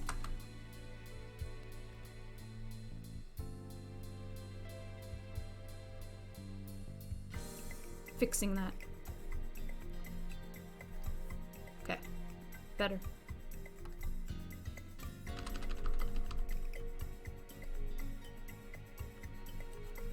I know so much trivia about like Disney rides. Yeah, when I do the sketch, I work really small, and then when I get to the line art, that's when I start drawing big.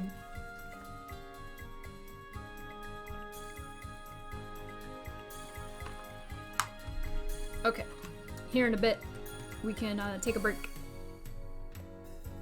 Can go get my other round of coffee.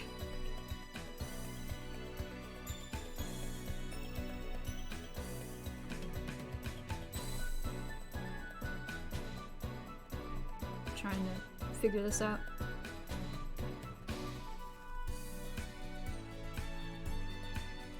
I love this song. This is another Dark Cloud song. No! Alright. We made progress. I think I made her chunkier. I'll fix that. Still just the sketch after all. So I'm gonna save that. Save this as fire. And let's BRB. Let's BRB. Go grab yourself a snack, maybe some water. Reminds me of how things localized for Japan often have the cartoon 4-finger style edited to be 5 fingers so as not to be I didn't know that! Not to be reminiscent of the Yakuza? That's so interesting. Oh man, I've never heard that. Okay, I'm gonna turn my mic off. Enjoy the music.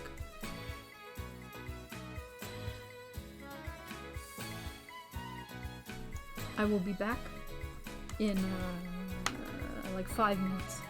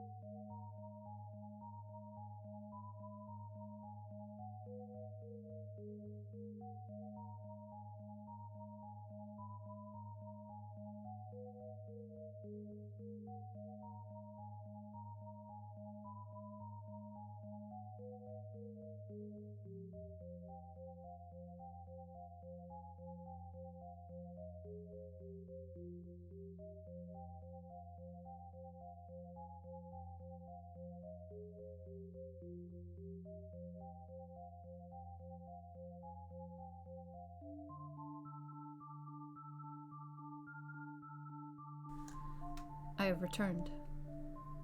Welcome, Inasu. Hello. Just finished break. So I'm gonna skip that. And I'm gonna get back to Nico's commission. Let's go, art time. Woo! Woo!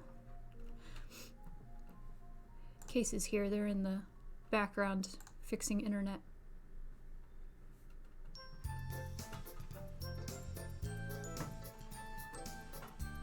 Oh wait, I have it open already. Silly me. Ugh! I got my coffee.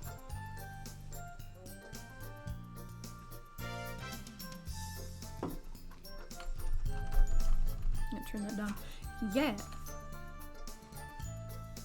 Continuation of.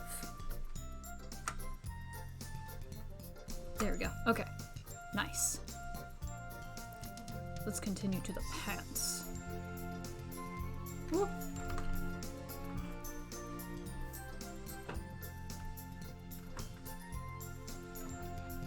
How's everybody in chat doing? This has been a chill stream. Whoop.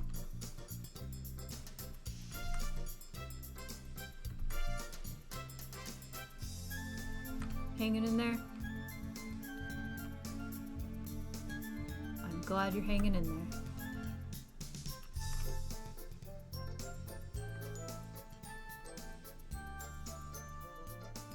Feeling bad? Oh no! Oh yeah, the COVID shot sucks.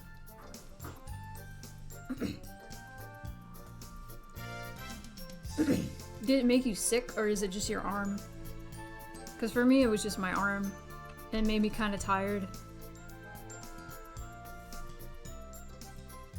I'm pretty used to shots that make your arm like out of commission for a few days, so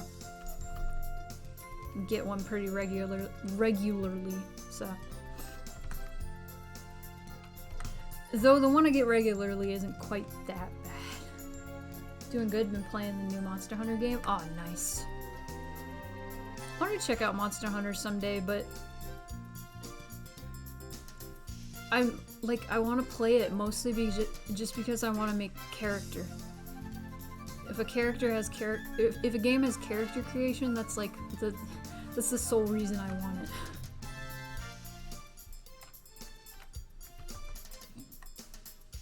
It didn't bother your brother at all?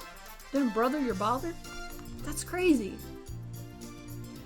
I know, like, moving your arm around, like, pretty shortly after you get the shot, like, is supposed to help. I didn't do that enough. Because it moves the juices through your body. I don't know the technicalities of it. I know the pain is like your lymph nodes swelling, because it's like immunization, and lymph nodes are like part of your immune system. So got a little sore. Oh man, no, my soreness was crazy. I'm gonna skip this. This is too intense. Oh yeah, I'm excited. Tomorrow I get my second vaccine. Ooh. Then 2 weeks after that, I am able to do anything. Everything. Coworker was literally passed out on the floor. Oh no! That sucks! Monster Hunter Rise is a good entry into the series.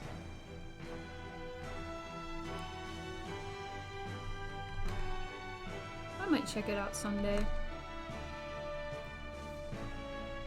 I have this problem where most of what I like to do when it comes to games is like replay old games. At least games that I've played on my own time, that I play on my own time. I'm just like, I want to play this game from my childhood, and that's what I do.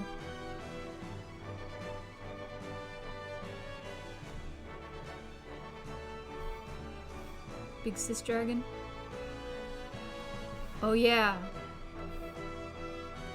Yeah, I'm switching between commissions. This is how my brain works right now. It works better when I just work on each one like for a short amount of time and switch. It feels more productive somehow than working on one until I finish it.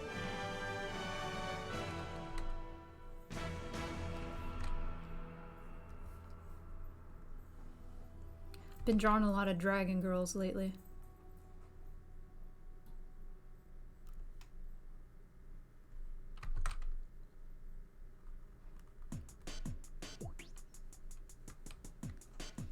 Oh man, someday I really want to stream Ape Escape.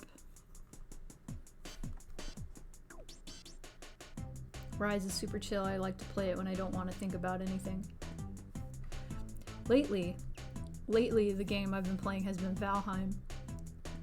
If you haven't played Valheim, it's very fun once you get the hang of it. Oh,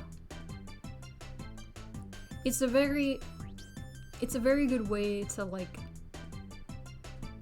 get your brain going, if that makes sense. For me, like playing Valheim in the morning is how I get ready for the day.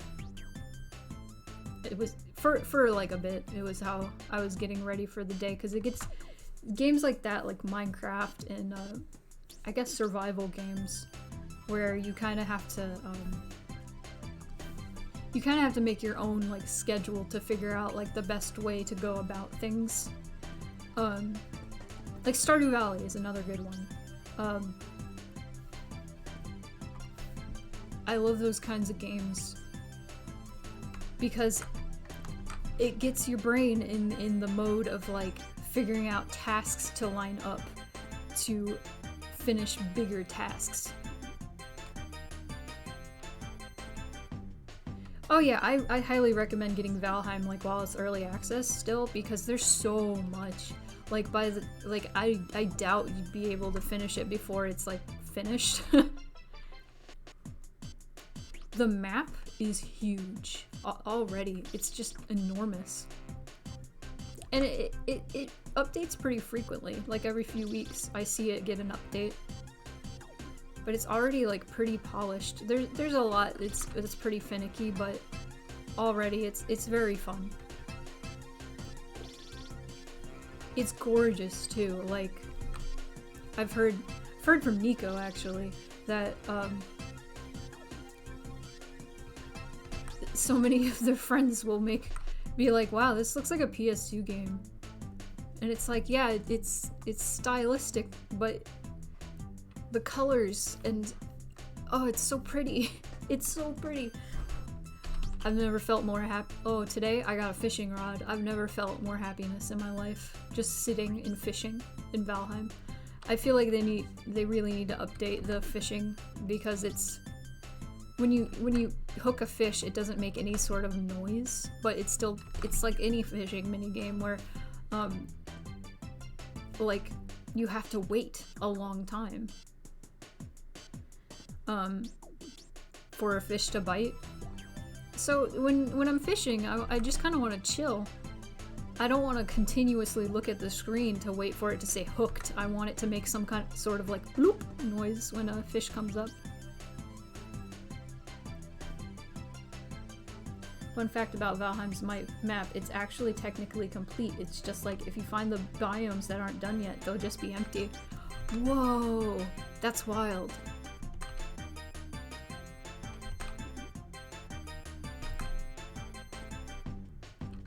Yeah, Valheim's really fun.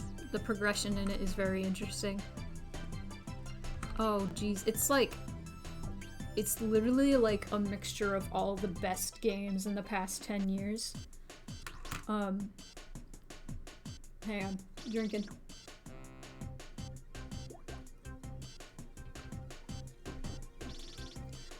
Oh, Mega Dork. I absolutely understand that. Fishing is my favorite thing to do in games. I was talking about this the other day. One of my favorite things to do in Valheim is just sit. I just like to sit by the fire. When I finished like a hard day's work, or like in the morning when I'm about to go on like a journey. I just like to sit in front of the fire and rest, and it has a benefit. Like if you eat food and you like buff up your health, you can heal all the way. Oh my god, Mama Go Garage. Mama Go Garage. Anyway, I'm sorry, I love this song. It's very quiet, but anyway, I just love to sit by the fire and just rest and then contemplate life as the sun comes up, and then I get on my boat and I sail. I love it. I love doing that. And I was just thinking about how much I love sitting in games. If I can sit in a game, best thing ever. Gotta finish painting your Necron warriors.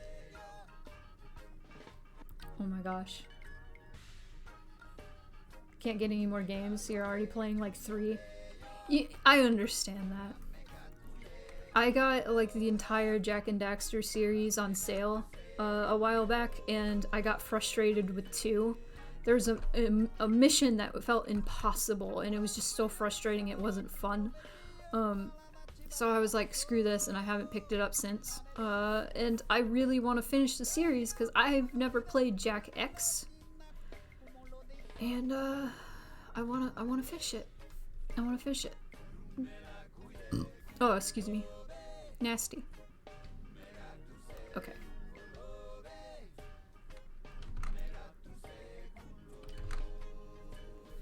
This music is from Beyond Good and Evil. That's another game I really want to stream because it's one of my favorite games. It's about propaganda and how the government pretends to be there for its people, but is actually against them and actually makes a profit off of them. It's very ACAB. Let me just say that. It's very ACAB. It's very good. You play as a reporter and you sneak into government facilities and take pictures and sell, or not sell. You're part of like a rebel organization and you publish newspapers to show people what the government is doing. And you get to see people throughout the game, civilians throughout the game, rise up and start protesting. It's so good. It's so good. And they're making Beyond Good and Evil 2, supposedly. They announced it in like 2016. It looks so good, and it's like a prequel to the first one. Ugh. Beyond Good and Evil, good. I remember some like early gameplay released in like, God, like 2012, maybe earlier, like 2010, and people were saying, oh, Assassin's Creed ripoff, and I'm like, you don't understand. The first Beyond Good and Evil was before Assassin's Creed. Beyond Good and Evil, good. I also really like it because the way you get currency is you take pictures of animals and send them to the science center, and they send you money. And that is the way you explore the world. Or that, yeah, through like the lens of a camera rather than like the lens of a gun. And I've always loved that concept in that game. So you get to explore this alien planet and learn about it through the fauna.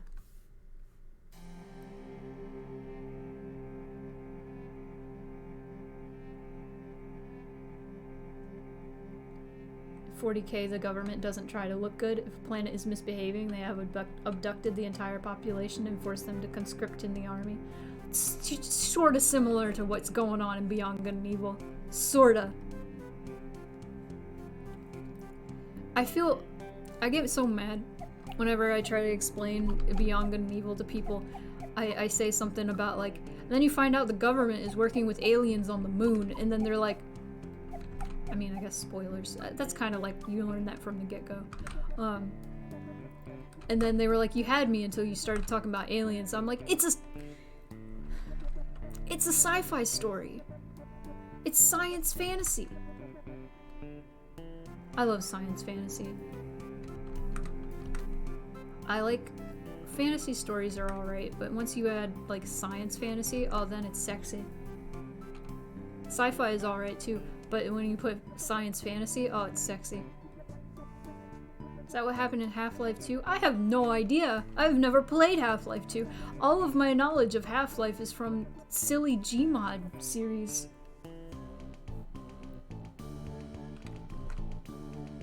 I need to play Half-Life.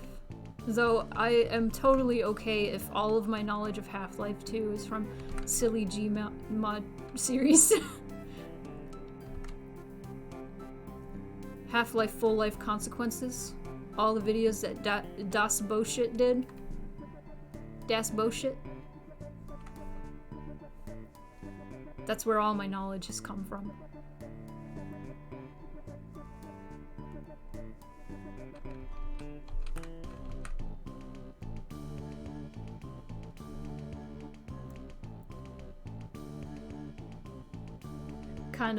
Kind of is what happens in Half-Life.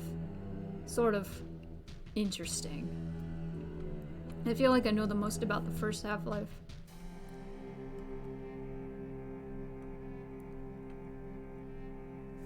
Half-Life 2 seems cool. I've watched a little bit of Half-Life Alyx. That was really neat.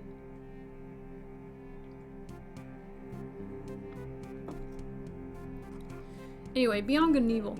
Good game. One of my favorites. The music, the soundtrack, flawless. It has a very, like, polygonal style, but oh my god, it's so beautiful. It also is very, like, clearly low budget because you can tell that there are only, like, a handful of actors in the game. Because all the NPCs have the same voices. All the women in the game have the same voice.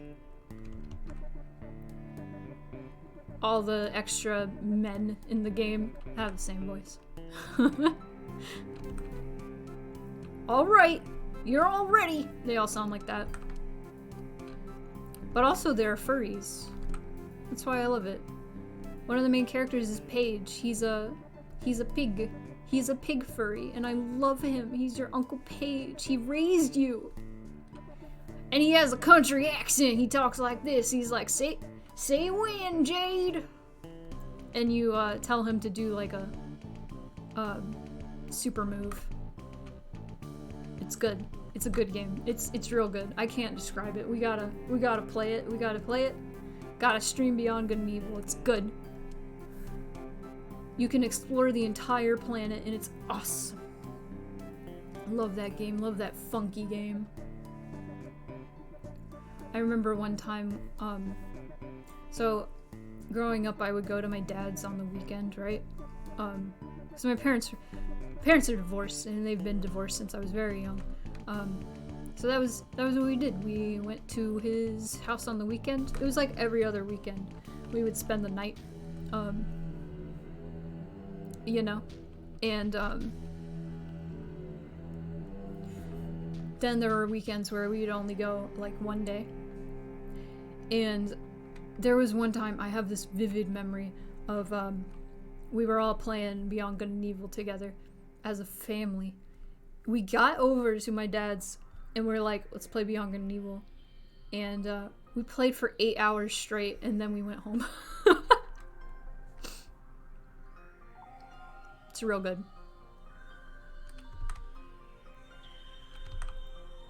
I can't wait for the sequel. I hope it's good. I heard something about character creation and I was confused about that. Maybe you're some kind of rebel society? I don't know. Yeah, Metroid music. Got Metroid.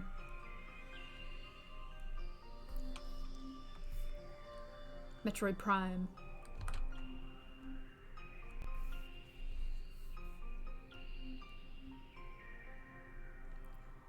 We got the arms. Drawn the arms. Who did it? Thank you for following Friar. Welcome. I will get to your dragon. You want to see? You want to see her? I gotta fix the proportions a little. I made her too chunky. I'm assuming that's you, Friar. Friar's Games. Heck yeah. That's her so far. But So far. Welcome. Loving it. Awesome.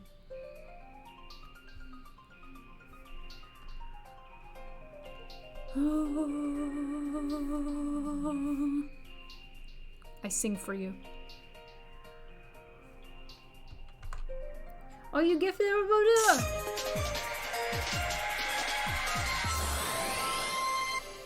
Thank you. I think I danced too violently. Thank you so much, Inasu, for the gift sub. Enjoy your sub, Megadork.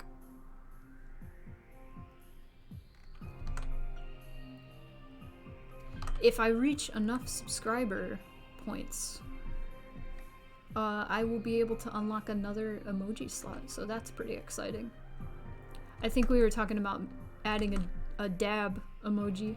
That'd be really fun. But for now, we have Silas Champ. 20% off, nice.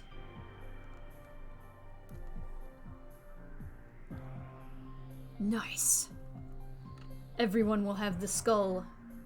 Everyone will have the skull. In due time. Oh no! Oh no! That used to be my ringtone. It's not anymore, but it still threw me off. Thank you so much, Inasu. You are a pleasure. Always a pleasure to have you here in the stream.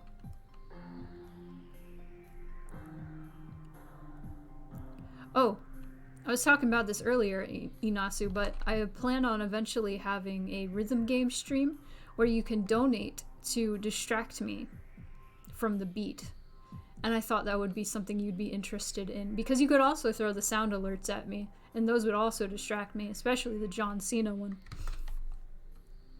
How fun would that be? Heckin' fun. Happen quicker than normal. Good! The lag isn't as bad.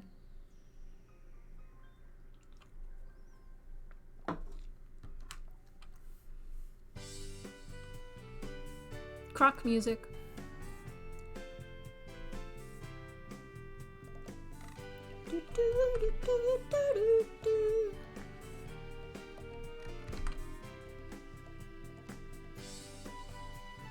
That sounds like something you would do.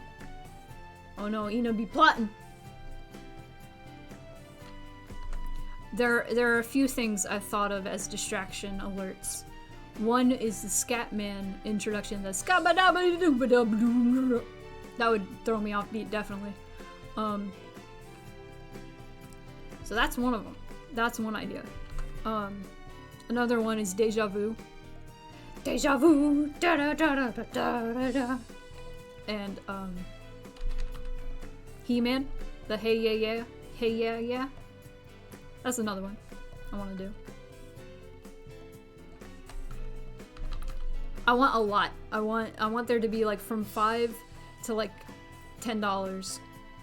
Like $5, $6, $7, like they all have specific alerts. It'd be real fun. Throw me off beat.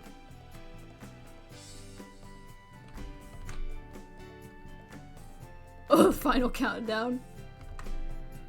Do do do do. Do do do do do. I want to do the kazoo one.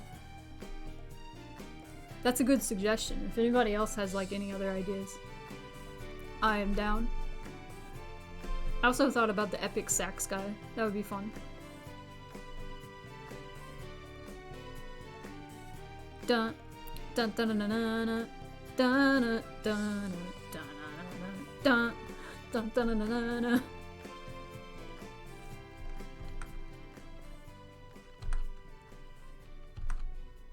That'd be funny if if an alert was just an entire song. That would throw me off so bad. It'd be great. Oh, I'm gonna turn this up for myself. I can't really turn it up for you guys, but I can, but it would take more effort. God, I love this song.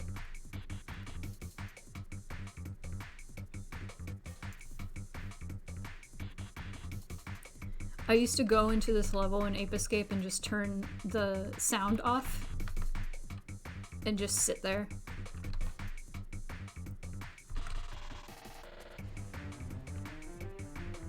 don't know why the song, like, because all the music in Ape Escape is real good. But this song in particular, I was just like, oh.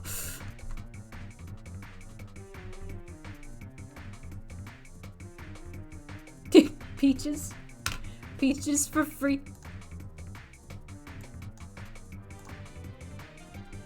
Millions of peaches. I'm pretty sure that's that song. Oh, taking a break. Taking a quick break as I stretch. I don't know if that, like, I like that song. That would be funny. But I don't know how well that would work as a distraction.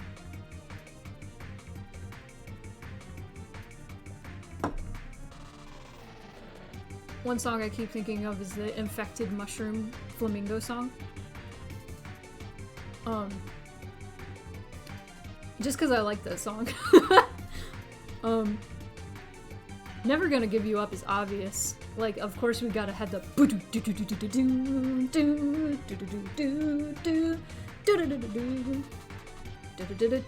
and then that's it.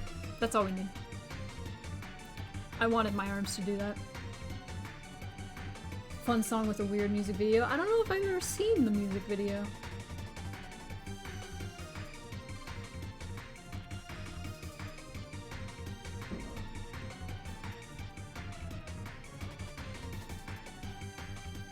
I just like having like Castlevania sounding music with like a trap house beat. I don't know.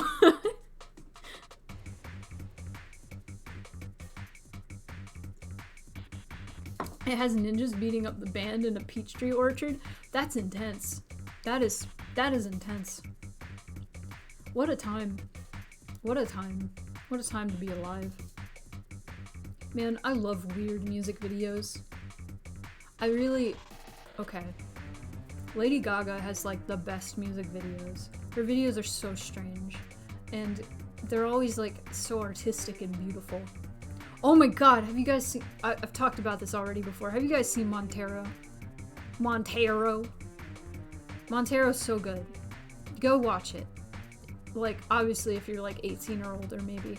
Or maybe 16 year old. I don't know. It's a very mature video. Not very mature, but it has sexual themes. It's very good. It's a very good video. But I love it. I want to watch it after this.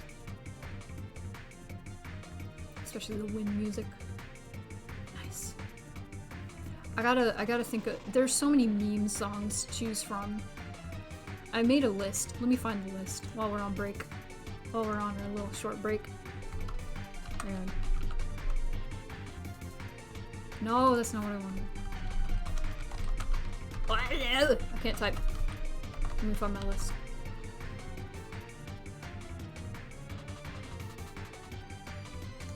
No, not stream topics. It's blank. I haven't thought of anything. I've just been stream of conscious. Songs for rhythm game. There we go. I got Scatman, Deja Vu, oh, Roundabout. Dun dun dun dun dun. Megalovania, obviously. Oh, the Spider-Man 2 pizza theme. He-Man, Hey Yeah Yeah.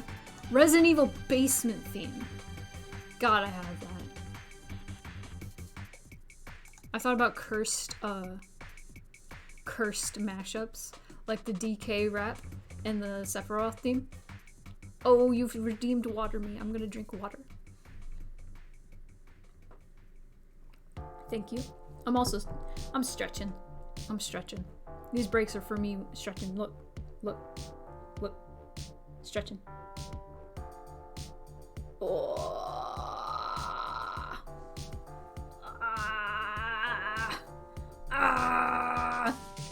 Okay. Stretching. Gotta look angry. Beans! They're pink. I wonder if I can recolor, like, make them brown. Oh. Sometimes you just punch yourself in the eye on accident. Beans! Beans! Okay. just have a clip of me being beans! Oh no. Beans! Beans! I got beans! Got beans. Ooh! Stretching. There is a stretch I can do. Come on. I tried to do it earlier, but I can't really, like, once I put my hands together, it doesn't register. So if you put your hands together and then just bring them down as far as possible, very slowly, it's such a nice stretch. It's such a good stretch. We Will Rock You, that's pretty good. That's a pretty good distraction song.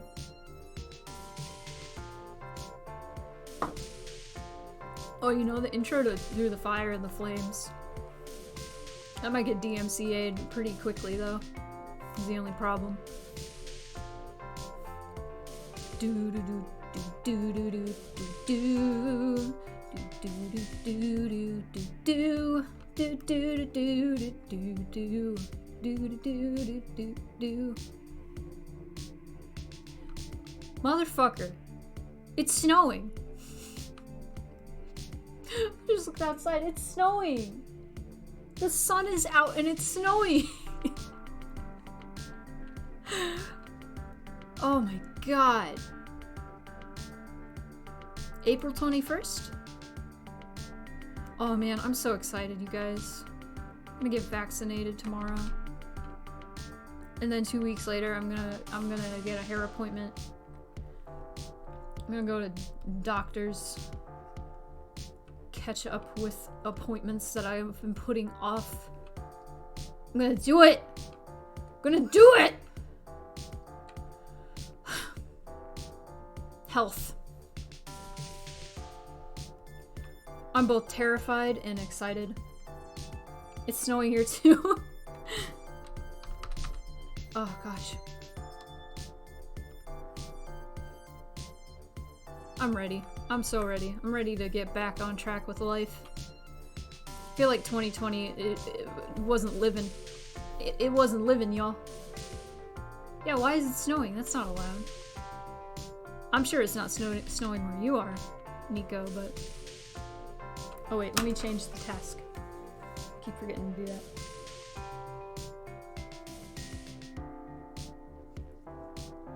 We're good. Yeah, I'm so mad. I planted seeds yesterday and now it's snowing.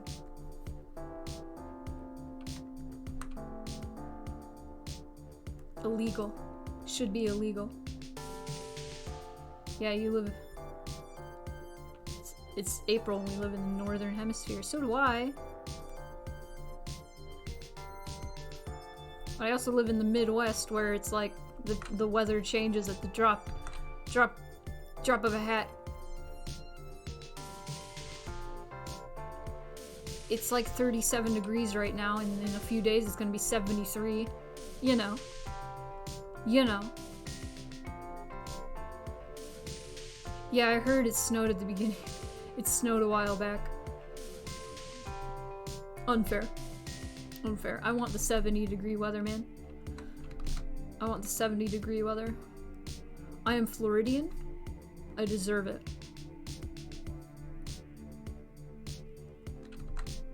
I deserve the weather.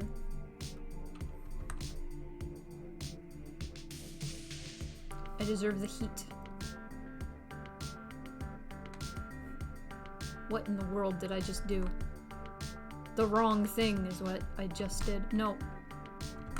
Flowing cloth. Controller.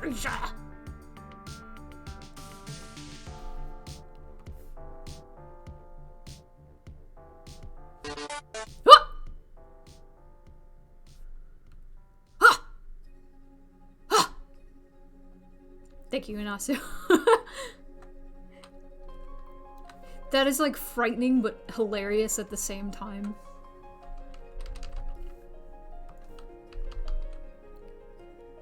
Cheers me up. Cheers me up. Do do do do. It's funny, my friend was streaming Little Nightmares the other day, and somebody in the chat kept playing a horror stinger and the sound alerts, and it kept scaring them so bad they kept being like, oh! I don't want to do that because I don't like jump scares. I don't want to be drawing and then suddenly shung. I don't want that. I don't want that in my life. I also don't want to be playing Silent Hill and then hearing a horror sting. I want to experience it full. Minecraft cave noises. Doo-doo-doo-doo. Hello, Sammy. Hello, Pear. Drawing some cat.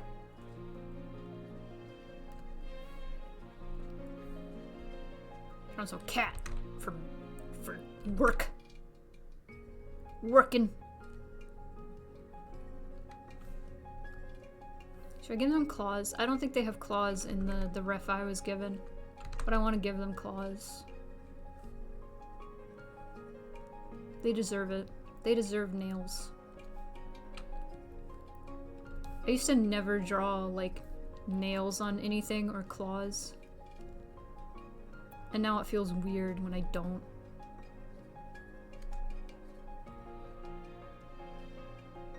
I also draw big, chunky paw hands.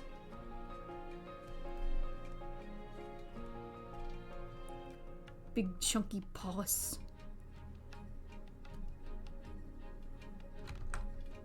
Big chungus.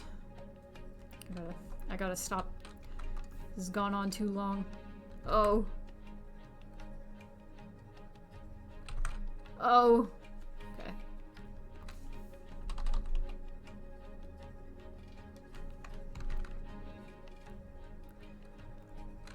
Oh, I hate it. I hate it. I gotta do the little slit like that. There we go.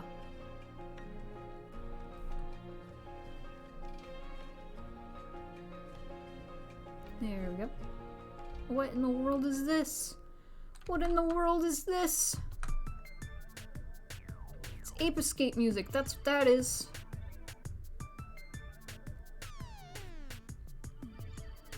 Oh.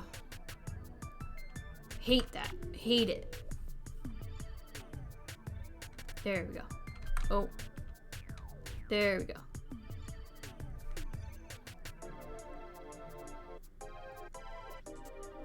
Love this music.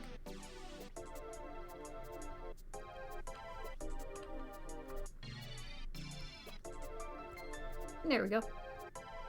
Give you paw pads and claws. Enjoy them. This hand isn't even like fully formed. I just gotta pray.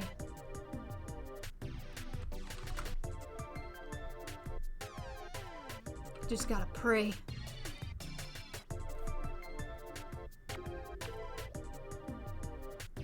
Oh!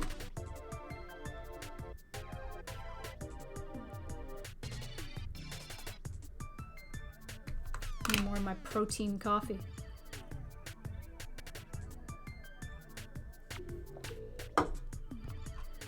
Just pray to Jeebus. Gotta pray to Jeebus.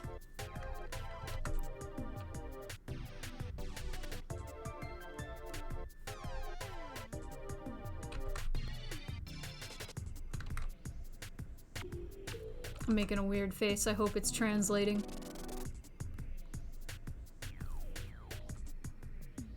It is not. It is not translating to my model. Yeah, if I stick my tongue out while I'm drawing, it doesn't show it. That's upsetting. Sometimes I stick my tongue out while I'm drawing. It's a concentrated face. It's a universal concentrated artist face. Stick your tongue out. Just blep a little while you're drawing. Blep a little. Just blep.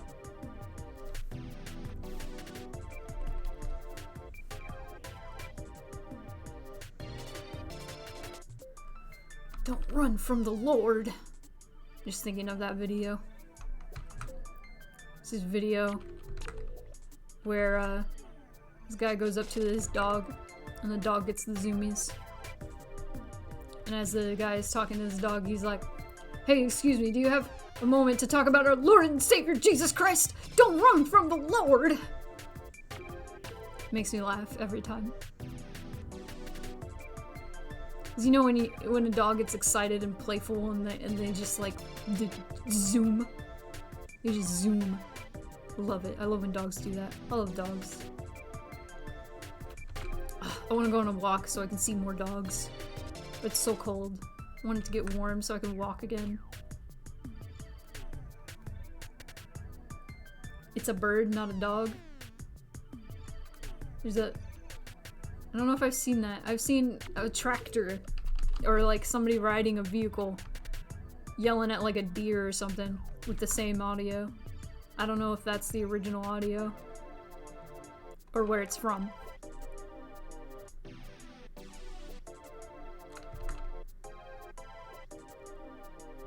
Man. I love the era of short videos, short and funny videos. Love it.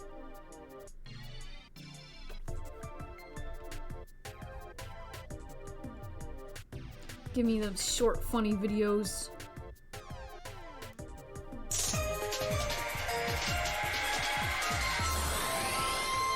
Who did it? Fryer! Thank you so much. I don't know if that dance looked good. Now whenever somebody subscribes, I can dance. There's this... It did? Awesome. Awesome. I love that I can dance.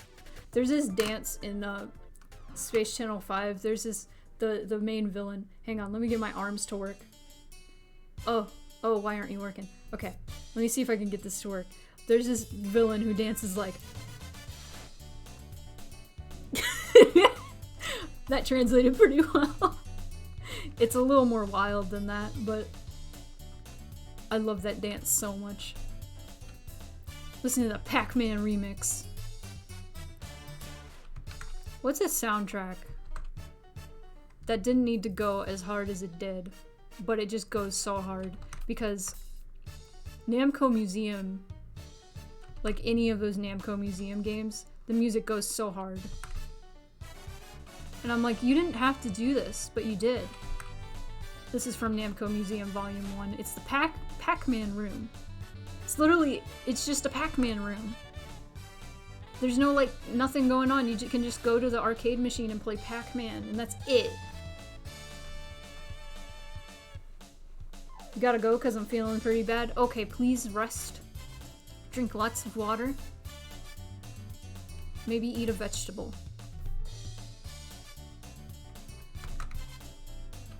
I love you too, Miko. I will send you progress once the stream is over, because I'm going to work on yours a little bit more after a bit more work on these other two. That is a thick pull string. Thick. Okay, that's fine. I will drink water. I was about to say, don't tell me what to do. But actually, you can. You just redeemed spoons. Oh heck, Buster Groove time. I can't draw strings. Draw string.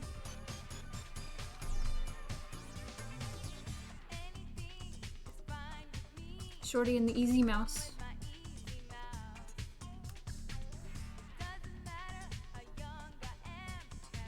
Katamari Forever isn't the best game out of the series, but its soundtrack busts.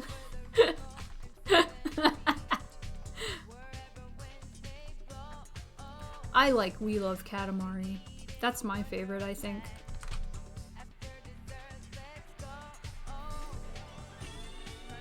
But yeah, the Katamari Forever soundtrack really does.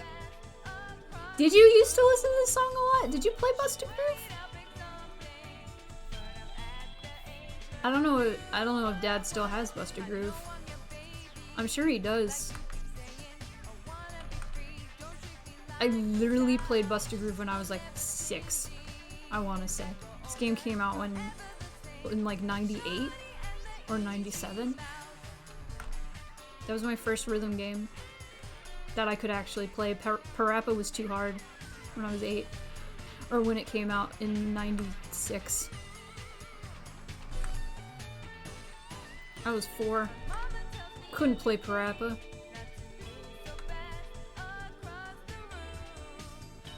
You like Natural Playboy?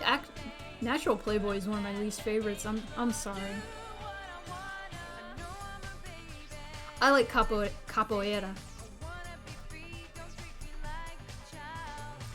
I used to hate that song. The Capoeira song. I used to hate it. Oh, it's so good.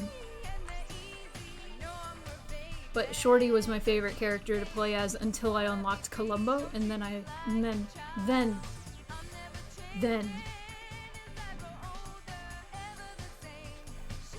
also like I Know by the Pinky song. I used to hate that one too. I love it now. And Tarot card song. Very, very good. Pinky's good. I love Pinky.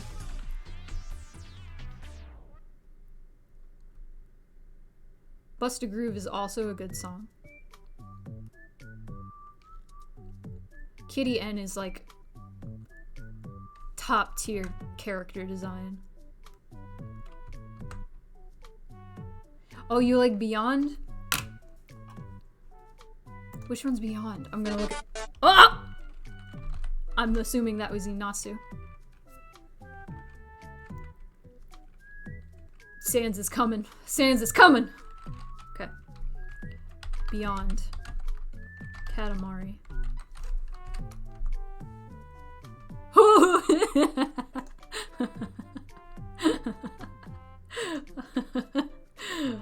hang on. Beyond. Oh, I love him! Or her. Or them. I love them. Beyond. Beautiful. My favorite is Huey. Look at this one. Just stand. Just stands. Oh, I also like Marcy. I remember liking Marcy. Yeah, 'cause Rainbow! Mush mush mush ma! Mush mush mush ma! I don't know how I remember that noise. Oh, very good. Him. Him. Mush mush mush ma! I remember that noise, and I remember Velvet's noise. I don't even remember what Velvet looks like, but Velvet would go, Velvet! Oh, I also liked Kinoko,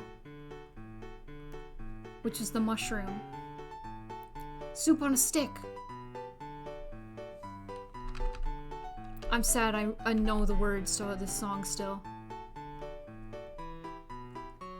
If I thought it'd make you love me, I'd put soup on a stick. It's kind of like a dino. It's a strange assumption to make. You're the only one who ever does it. It's your thing. But thank you, Nasu.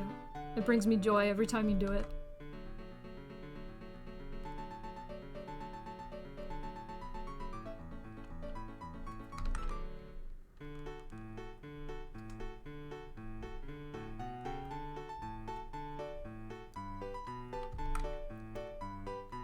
This is a song from the Brack Show called Soup on a Stick, using the sound font from the trainer school in Pokemon Ruby and Sapphire.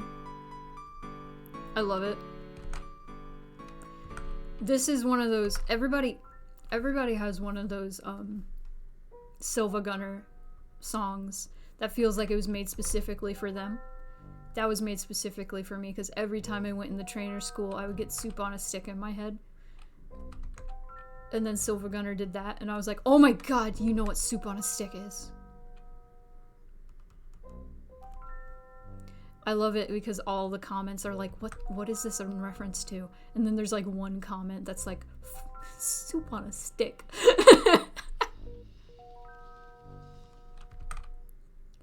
Far Reach. Oh, hell yeah. Do do do do do do do do do.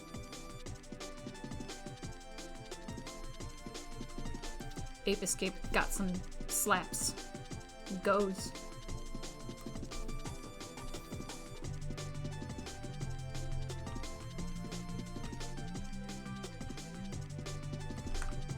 Do do do do do do. Gotta pee.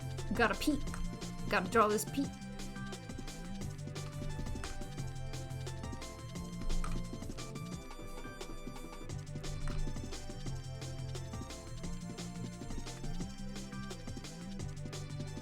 I think We Love Katamari's your favorite too. You see, I think the first one was good. It was fun. And then the second one was like, okay, they figured out how to make this more fun. And then everyone after that, they couldn't really think, I feel like they couldn't really think of any more mechanics that could make it any more fun. I feel like everything after that was like more of the same. And honestly, more of the same was fun. I still liked I still liked Beautiful Katamari, and I still liked Me and My Katamari. I still liked them. I don't know if I've ever played Katamari Forever. Which one was that for? Is that PS4? Maybe that's what I'm thinking of. I don't know, I don't remember if it's Beautiful Katamari or... Oh, PS3, that's right. Too many game consoles. Too many. Back in my day, we had the PS1 and PS2. Back in my day, we didn't have the PS3 until I was 17.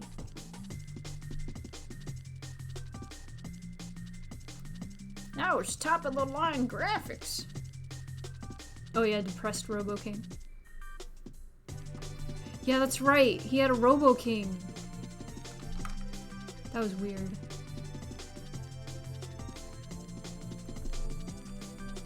I liked We Love Katamari because I liked the flower level and the origami level. That was fun. And I think there was like a gingerbread house level. Oh, that was so satisfying. The campfire level. Oh, campfire level was good.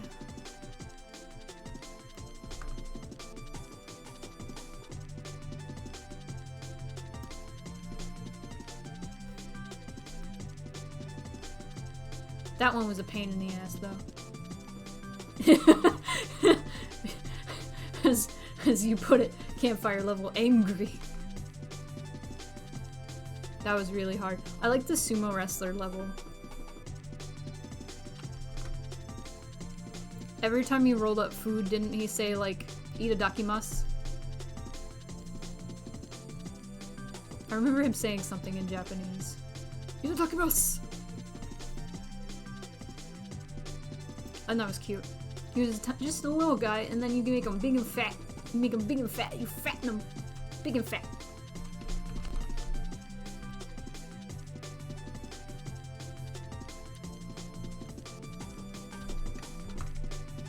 Yeah, We Love Katamari was like... That was good. I also like Me and My Katamari, like... How it had like a forever mode where you could just roll forever and then decide when you want to stop. So you could just roll everything up, and that was great. So satisfying. Get as big as the planet. Start rolling up continents. You're not sure what he's at. Big Chungus!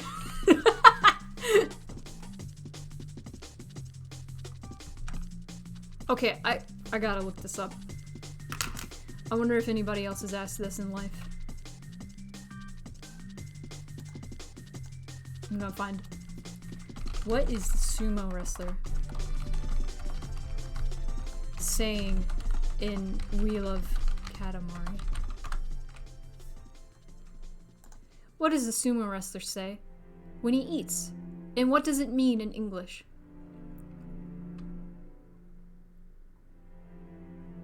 Wow, the accepted answer is, sorry, you'll need to take a Japanese language course, I'm afraid. I know very little Japanese and it's unintelligible to me.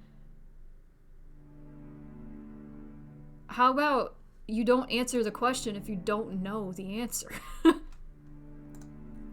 Okay. Next one. Okay.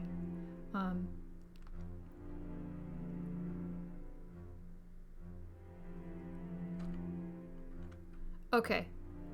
So this is the answer. He's probably saying "Gotsan desu." That's sumo speak for gochisomasu deshita. Japanese for "it was delicious, thanks for the meal." Gochisomasu. Gochisomasu deshita.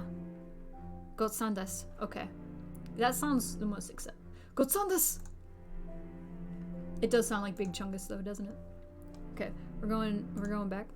We're going back to me. Itadakimasu. Yeah, see, I was thinking itadakimasu too. But I couldn't remember exactly what it sounded like. Gotsan desu.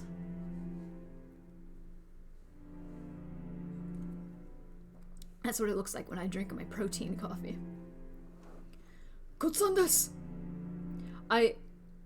Forever, some of the noises in that game will stick in my head forever. Particularly like animal noises. Like the cat noises. Meow. And then there's the punks with the like overly big pompadours that are like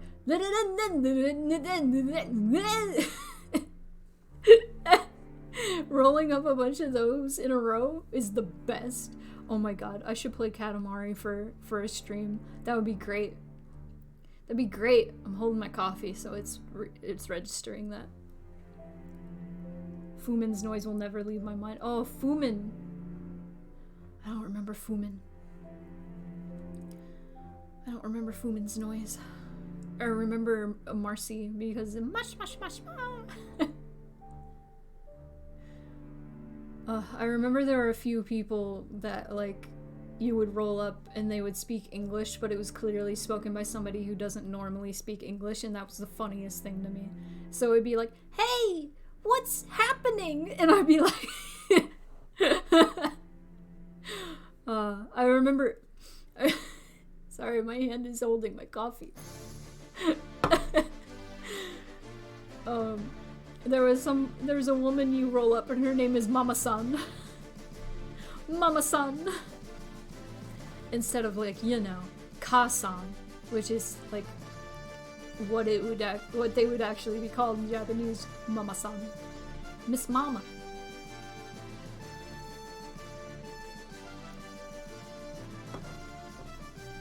Mush mush mush mush. It's my favorite. It's my favorite noise. I also like when you roll up Stonehenge, it goes wow. I think that was my favorite part of any of the games is when you get so big you start rolling up monuments. That's the best. It's the best. The king of me and my Katamari, when you roll him up, he's like, "Oh yeah, no problem, woo!" I remember that. You can also roll up Grandpa.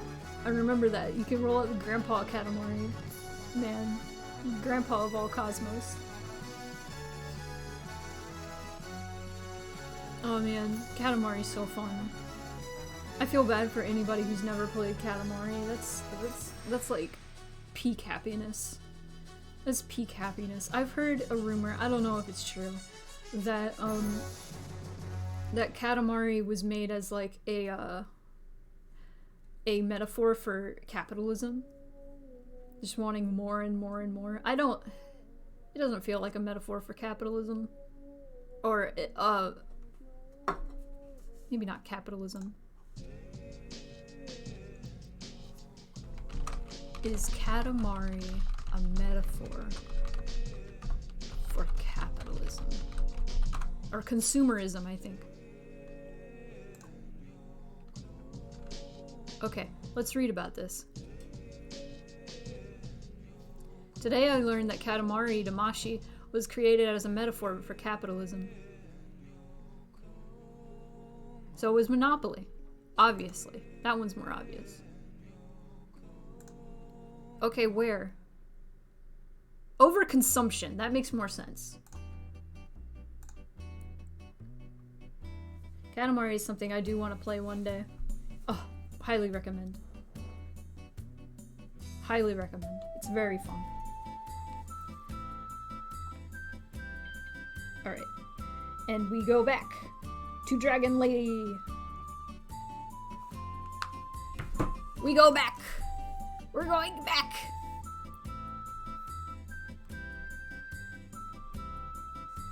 Let's save that. And we will come back to you again someday, sir. Okay. Wait. Not sir. Mavady? I don't want to call... No. No, I'm never saying that again. Save. Okay. We are back, baby. Okay. I understand that. I was saying, I have so many games that I have bought and I just haven't played. Or I play to the point where I get frustrated and don't want to play anymore because it's too hard. Hate that. I hate when that happens. But sometimes you gotta realize, you know, this isn't fun, and I'm not having fun. And, I feel like there's this mentality where we're like, oh, I spent money on this, I need to get my money's worth. And it's like, if you're suffering while you're playing something and it's not fun, you're not getting your money's worth. You should just stop and love yourself. Ask for a refund if that's, like, a possibility.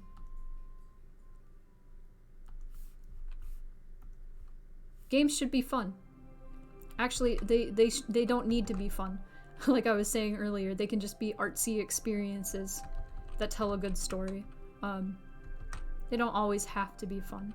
But if you're frustrated to the point where it's not an experience that you want to have at all, there's no shame in stopping. If you're suffering too much and it's not fun and you don't like it, or like not necessarily not fun, you just don't like it, you don't like the experience, there is no shame in stopping.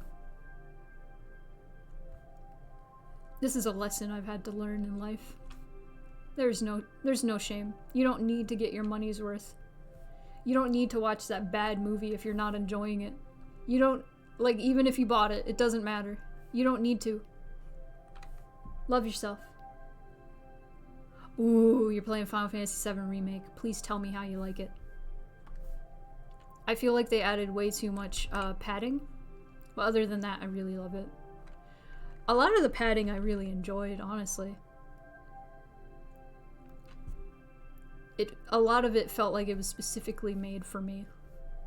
Because I was like, how could they have made this section of the game 30 hours rather than the normal 7, which it was.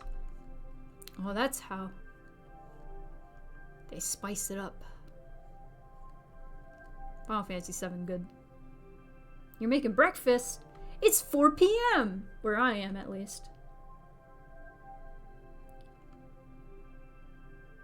It's hard. It is hard when you love a game, but it's hard. It is hard to get through. I'm sorry, I just saw the Mazady thing.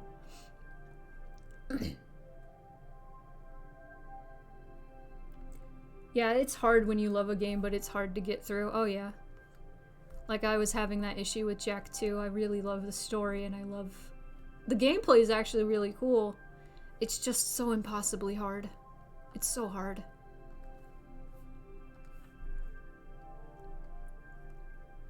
So stupidly hard.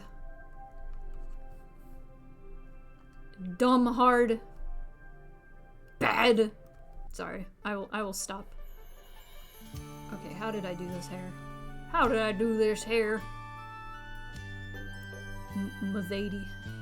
I'm gonna I hate that word, but I love it at the same time.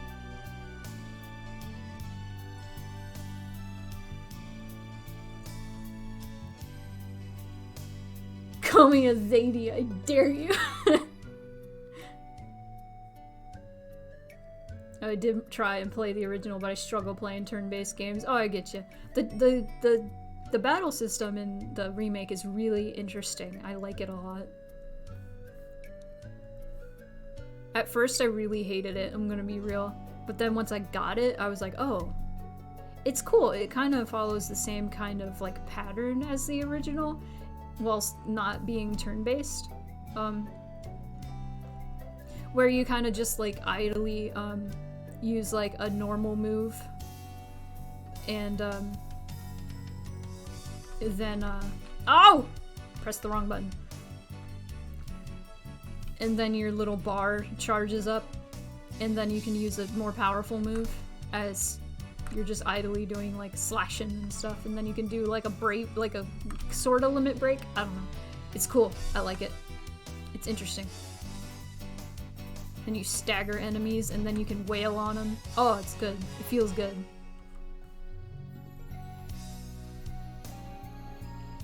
Oh, that's right. I was gonna make her less chunky.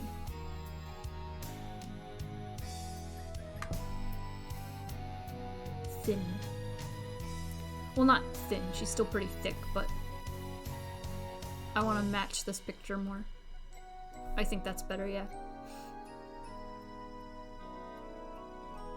We got some ladies in the chat.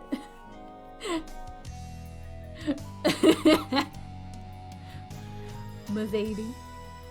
Oh no! Okay, I gotta do something. I'm distracted. Ah!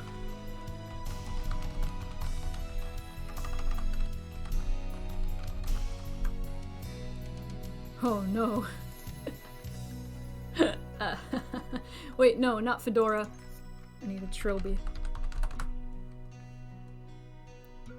Oh, here we go. Oh, yes! I'm up to no good, I'm sorry. We are having a good time. Hang on. Hang on. Oh no. M'lady. I gotta get the hat. I gotta. Oh no. Oh no.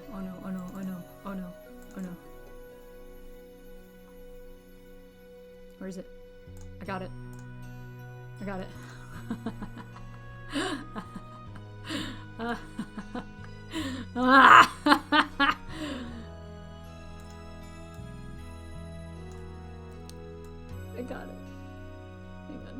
Hang on. No, my arms are freaking out. Oh, can I rotate this?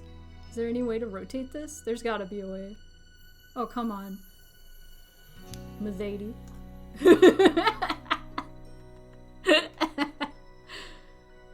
M'lady. I can't. Okay. M'lady. Oh, I hate this. Okay. Anyway, thanks. Oh, I dropped my pen. Hang on. Oh. Sideways. I'm a trendsetter. Hey, Gorilla, what's up? What is up? You just missed my bit with the fedora. It was awful. I'm glad you missed it. I'm never doing it again. You just ugly giggled. I'm glad.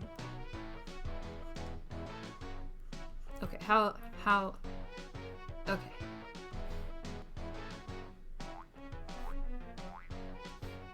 How are we gonna do this?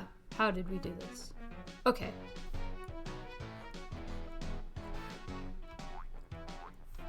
There we go.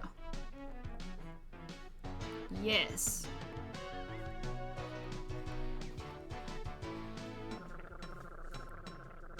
Ooh. Was there a 5 o'clock shadow involved? That would be too much effort. I did M'lady, but M'lady. Here we go. Let's do it again. M'lady. You all are gonna forget about that, and then when you least expect it, I'm just gonna be like, M'lady.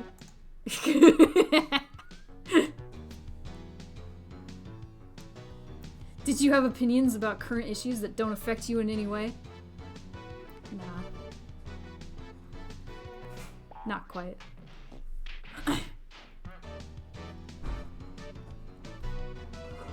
Hello. We are hardwired now. Hell yeah. Thank you so much. Also, you want to run this to your computer at some point after? Yeah. I just made another. Awesome. Yeah, I can do that after stream, and then we can have hardwired internet. Yeah. I gotta show you something. Oh, it's a hat. Yeah, so I can. Is that the Tumblr like premium mode hat? Maybe 5 or 6 years ago. No, I just said Mazady at some point, and everybody was like, "Stop!" And then I just put this hat on, and I'm like Mazady, and then I disappeared. Oh my god. Oh. I'm nearly done. I've got this Pomodoro, and then one more Pomodoro, and then I am done with commissions today. I've made 2 internet videos. So. That is productive. Yeah. Thank you for internet. Oh yeah. Hell yeah.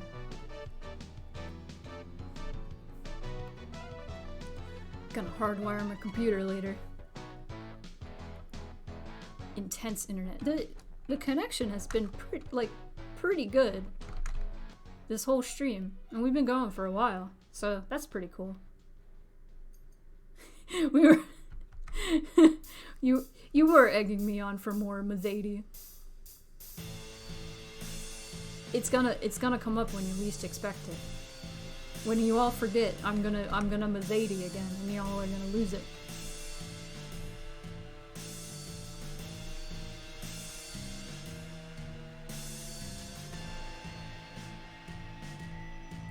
Just wait. Oh, this high brew coffee is powerful. Oh, oh yeah, Ethernet. Oh yeah. I'm probably gonna need some water right now.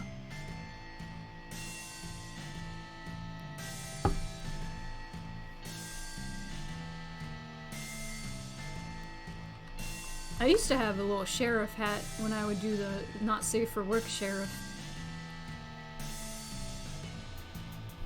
Now I can just be, the Onceler.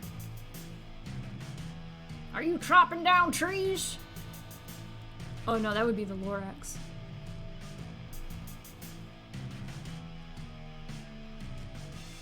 A Sneed is what everyone needs.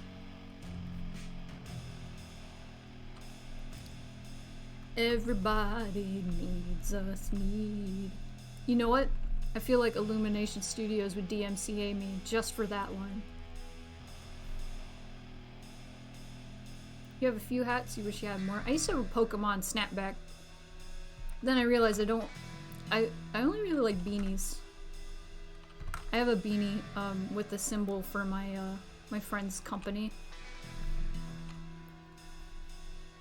brand, because I was happy that he started a brand. I was very happy, so I was like, yes! So I bought a beanie with a symbol on it.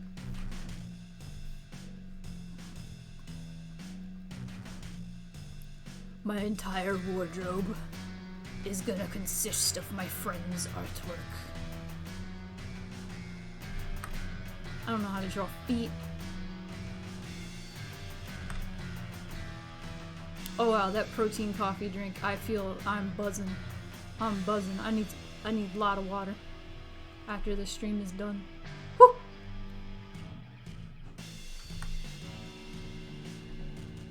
Woo! I feel the hyper. You have a witch hat, red cowboy hat, fedora, army cap, and woolen flat cap. Oh, nice. I have a few. I have like two beanies. And I had a Pokemon snapback, which I gave to my friend. I have a wizard hat. It's Gandalf's hat. Oh, speaking of the Ren Fair. I can go to the Ren Fair this year. I'm so excited. Oh, I'm so ready to go to the Ren Fair.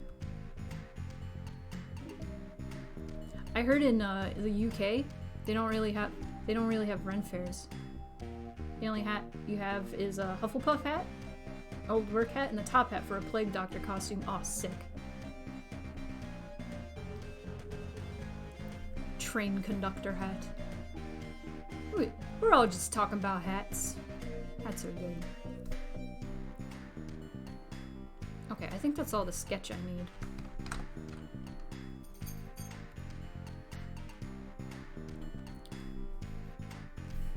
Does she suit your fancy, Friar? Does she suit your fancy? If so, I can go ahead, get started. I'm gonna... That was real loud.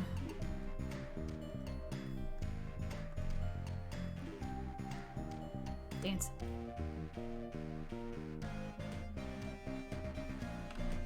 Definitely nice. I'm pretty sure. Okay, let me double check. I'm pretty sure you wanted this to be not safe for work. I will wait to draw those parts though, because we're on Twitch and I don't want to get in trouble. But I can at least start. Ow! Okay.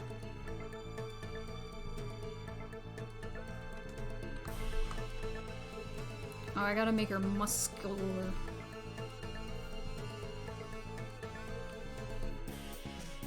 Ah, yes. Those parts. Yeah, computer parts. That's what we're talking about. Computer parts. We're talking about bits like on Twitch. You know. Uh-oh. Sometimes I draw naked things. I'm sorry. I just can't draw them on Twitch. It happens.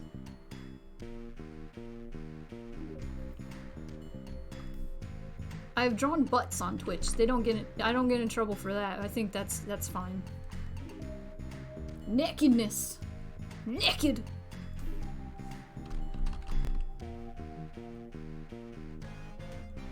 Oh. Oh, that's a square boob.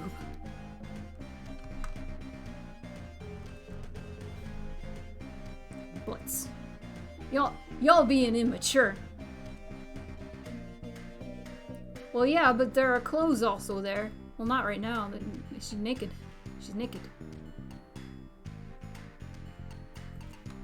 There's gonna be naked, and then there's gonna be clothes.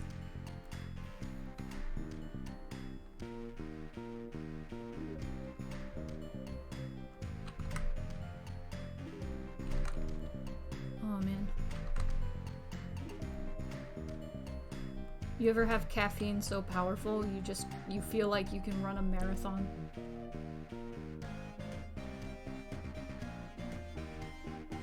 There's that furry VTuber who likes to draw dudes in boxers on Twitch. Ah, that's fine. Got those polygonal boobs. Oh, they're just round. I mean, they're like triangular. Because the weight goes to the bottom, they're not gonna be like bubbles.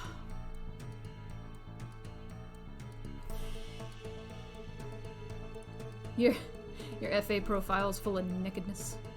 I mean, that's to be expected for Affinity.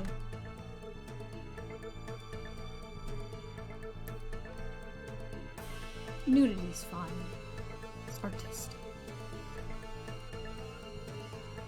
Glorious.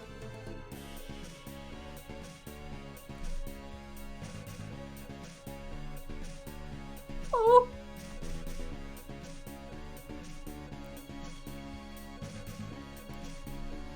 I'm gonna eat the sun. Sorry, I had to let that out.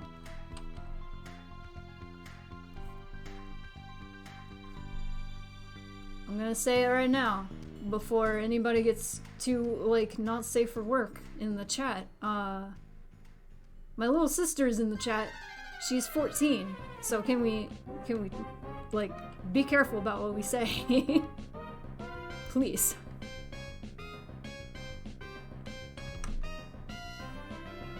I know I'm drawing some Bahangas, but name it. Yeah, I appreciate that. I'm just saying, like, before anybody gets like too spicy. I don't want it. Let's not get too spicy.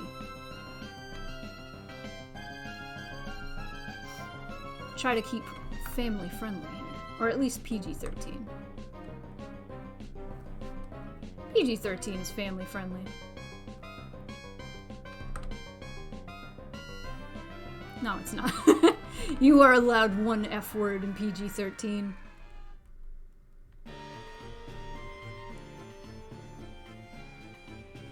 Jesus would cry and then join in. No! No!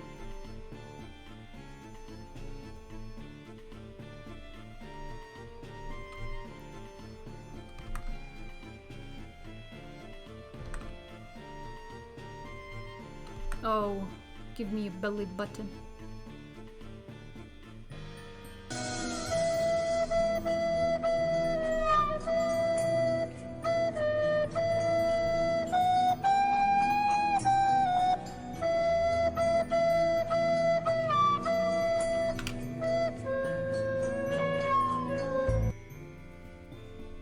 That was beautiful. What was that?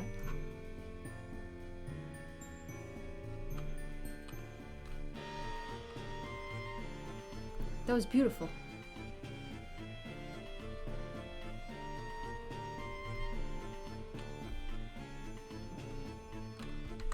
Such beautiful, sweet music.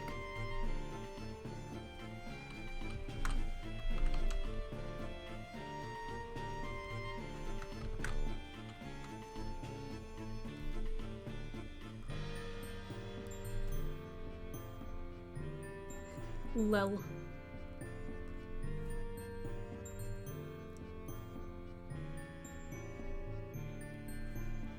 Oh, what is happening with this hip? What is happening? Hey, what's happening? I should make that an alert. I should make that an alert. Hey, what's happening? Origami! That should also be an alert. I gotta isolate that sound from Wheel of Katamari. Origami! So good.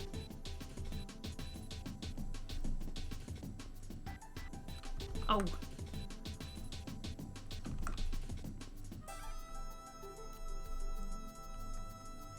Do do do do do do do. Oh. Hey, listen. I can't do Navi.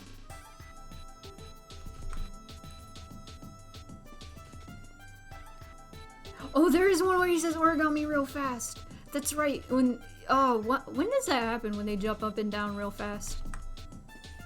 That's just when they have a new mission for you or something. Origami.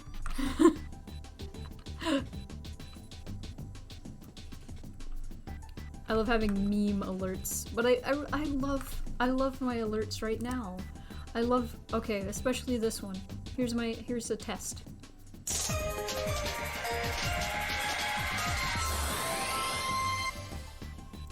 Beautiful.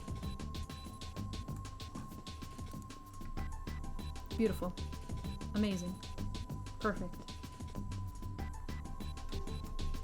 God, digital art makes proportions so much easy. Oops, the head is too big. Let me shrink that real quick. Yeah, I love it. I love it. I love it because you don't have to start over. With this commission, I loved the pose. And it was flipped at first. It was like this. And then Nico was like, actually she's left-handed. And I was like, how's that?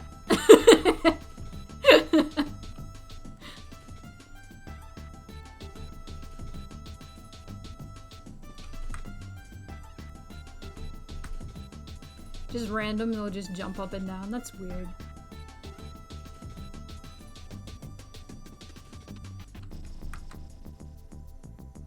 I hate when, okay, getting back into like that elitist artist talk, I hate when people like say that digital art is not as valid as like traditional art because it's easier in a lot of ways. I think it's good to like utilize your tools that you have at your disposal. And it doesn't make you a better artist to it doesn't make you a better artist if like you're making things harder on yourself. If you are using your tools that make things easier on yourself and you're working smarter, not harder, that doesn't make you a worse artist. It doesn't. It really doesn't. If you have tools that are going to make your work easier for you or make your work like go by faster, use them. Like if you want, obviously. I'm just thinking about when I taught people how to paint. Most of the people who would come to those classes were like middle-aged white women, and this was in the South, and they were mostly like really enjoyable to work with and talk to, for the most part. I also I had this job in like 2015 when the Trump stuff was going on. Taught a few Trumpists. That wasn't fun. Anyway, getting off topic. The thing I wanted to talk about was specifically sad music. We had these like touch-up days. People could come in for free. They could sign up for a class for free, touch up their paintings, and we usually just had like 2 or 3 people show up. Most of the time we didn't even really have anybody show up for these classes. But I was hanging out with these 2 ladies. They were friends, and they were touching up both of their paintings because they didn't get to finish their paintings during the actual class. And so we were just hanging out and talking, and I was talking about art to them and just chilling with them. And I told them, they were like, so what art do you do outside of this? And I was like, oh, I am a digital artist. I'm a concept artist. I also do sequential art, which is just a fancy word for like, I do comics and storyboards and stuff. And they were like, digital art, what does that mean? And I was like, oh, well, I have a tablet, and I draw directly onto the computer. And they're like, I remember this specifically. One of the ladies was like, that's not art. And I was like, what do you mean that's not art? And they're like, what's the point of art if you can't get messy? And I'm like, what are you talking about? And like, they just couldn't grasp that I did it on the computer. They couldn't grasp that you could do art on the computer. I'm like, well, it's just like painting, except there's no paint. There's just color, and it acts like paint on the computer. And they're like, that's not art. That's not real. And I'm like,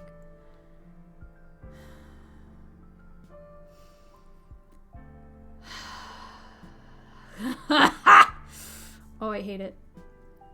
I have some proper art school training, and like, come on, the old masters would have jumped on these tools. They loved the camera obscura. Listen, freaking Van Gogh, freaking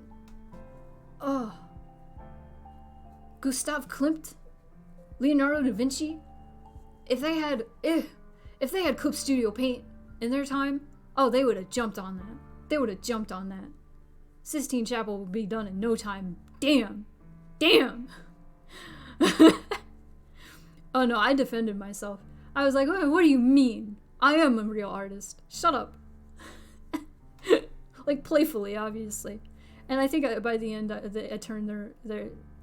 changed their opinion of digital art. But like, it's such an old-fashioned way of thinking that that's not real art. That's not real art. You can't get messy. Like, no. I think even the idea that digital art is easier just isn't true. Even starting as a traditional artist, digital art has been really hard to learn. I feel like digital art is easier in some ways and harder in a lot of other ways.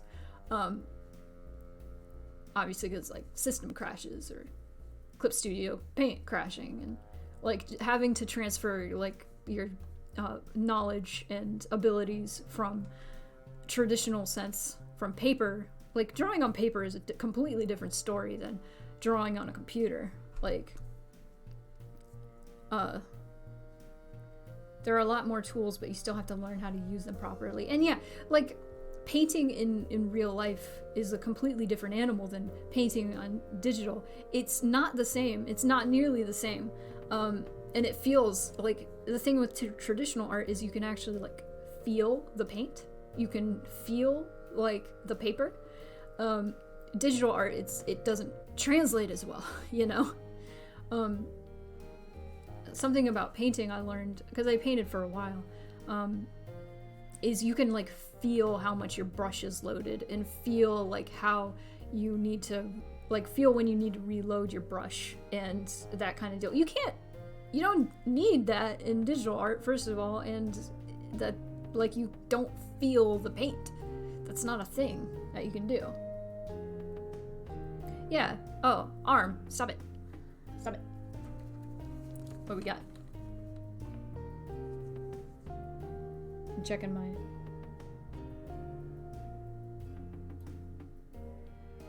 Uh-oh. Oh, we had a longer break than usual, but I went on a tangent. Okay, one more Pomodoro.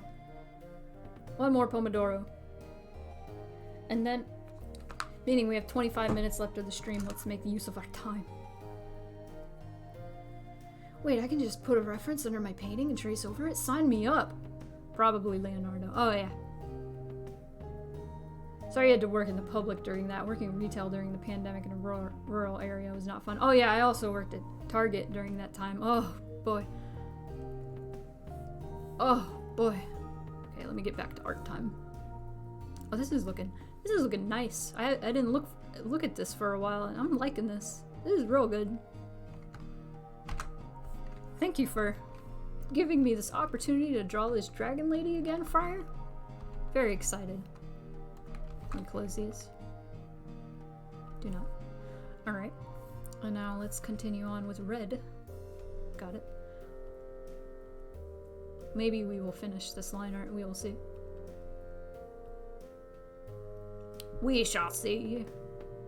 Attractive dragon lady. I like her. I like her.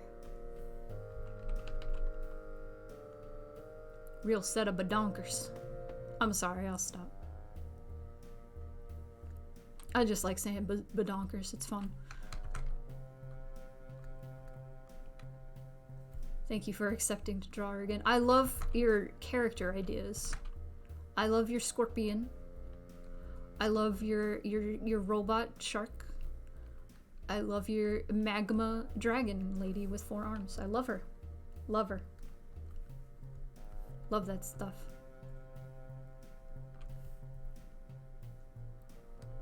I don't know what it is. I like designing my own characters, but I also really love designing characters with people.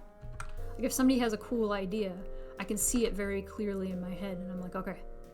And I like figuring it out from there. I like getting the vibe of a character and drawing it. It's very fun. Very, very fun. It makes me even more excited when I like help design a character for somebody and then I see they like commission another artist and I see that the art of that character I helped design in that style and I'm like, oh, oh. Especially if it's an artist I look up to, I freak out. Freak out. Very exciting.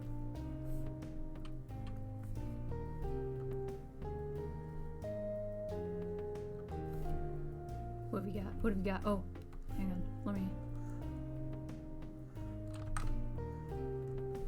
Yes. Oh no, am I gonna be drawing the dragon kitties? You mean Hexa? And, what name did you decide on the necromancer? Was it Kyra? Kyra? I loved them. They were very fun. I love those dragon girls. Dragon cats. What fun. Oh, what fun it is to draw.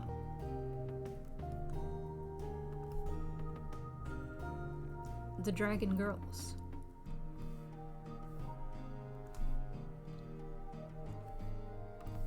It's funny, a lot of the time I get people commissioning me feeling obligated to draw, like, to commission, like, a furry character.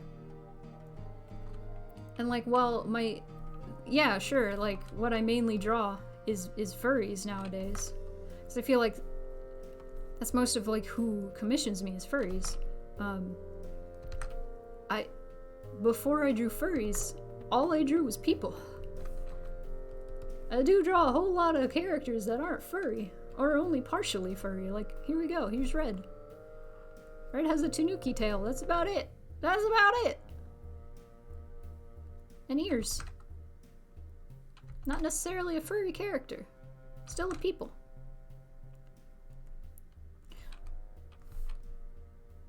Kurumi, Ferris, and Megania are all characters I designed purely because I didn't find a design I liked. Kurumi, the Scorpion Girl, I designed because there were so few Scorp girls that looked the way she does. Yeah! Oh, hell yeah.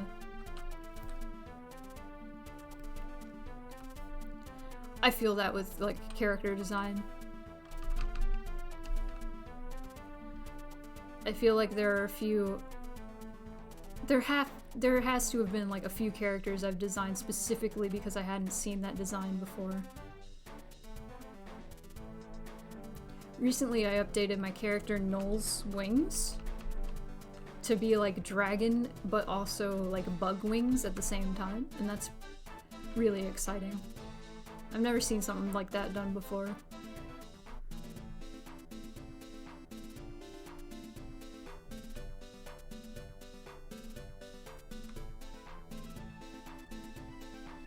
Dancing.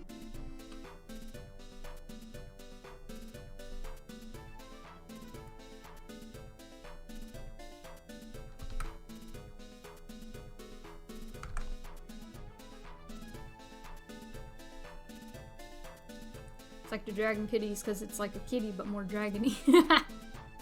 Yeah.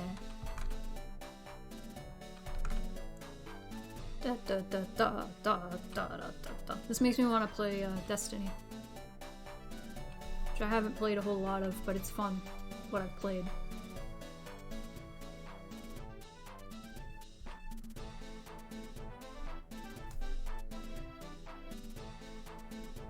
You guys played Destiny?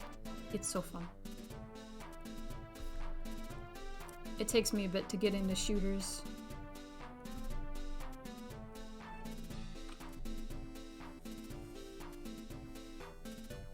You got lucky and got Nyx in a raffle, which kind of exploded my interest. Nyx is very cute.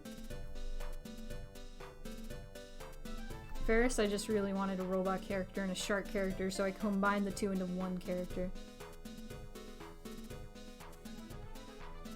Yeah, I played like an hour yesterday, because I was finally getting the hang of like the UI and like shooting and stuff. I kind of just like getting bounties and then like doing the bounties, and that's all.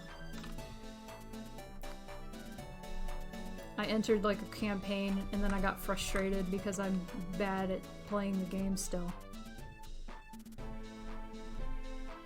There was like some quest I had to do where I had to fight some hive and I was like, whoa. They explode. They kill me all the time. So I was upset.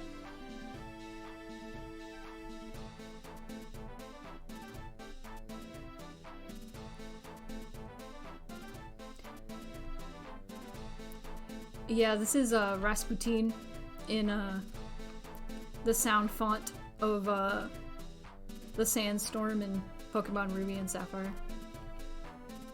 I have a lot of those.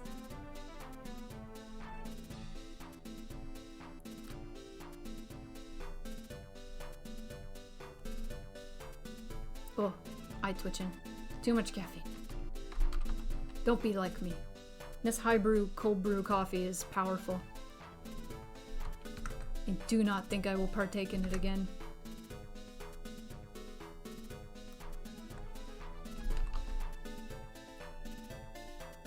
It works far too well. Oh yeah, Silver Gunner has a lot of remixes that work way too well. Ba da da da da da da da da da da da da. Okay, I need to find what do I need to find? Why am I so angry?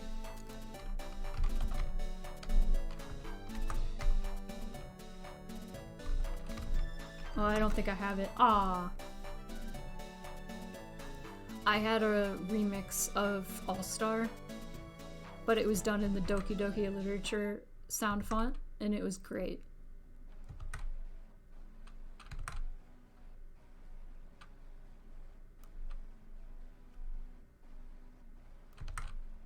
Yes. Rah rah Rasputin.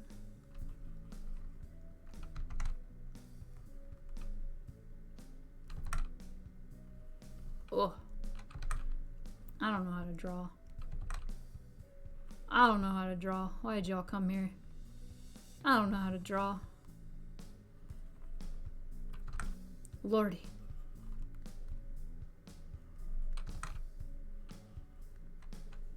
There we go.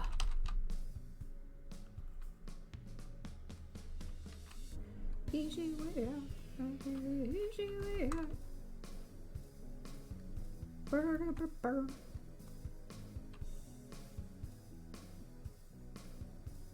For my lovely company. It's okay, you can't draw Spoonie. We come here because you make us laugh.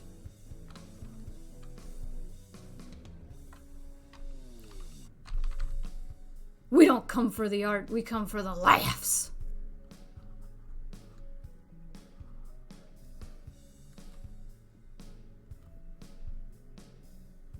I'm trying to figure out how cloth works. There we go. Sometimes you just gotta erase.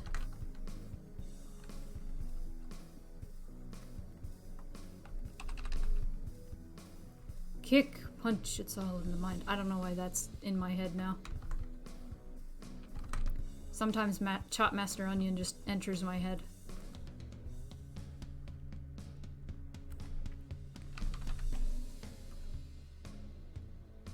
Yes. Oh. Oh, I need to like eat something and then also drink a lot of water. You ever see those high brew, cold brew, protein canned coffees? Don't get them. Do not recommend. It's tasty. Tasty. Makes you dizzy. Makes you dizzy. Water me, thank you, Inasu.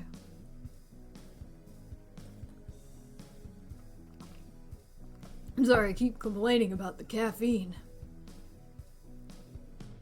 I am fine. I'll be fine. I'm almost done with this. I'm almost done with this stream.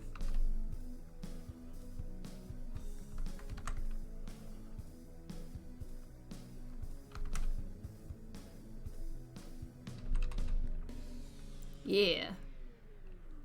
Yeah. Hell yeah.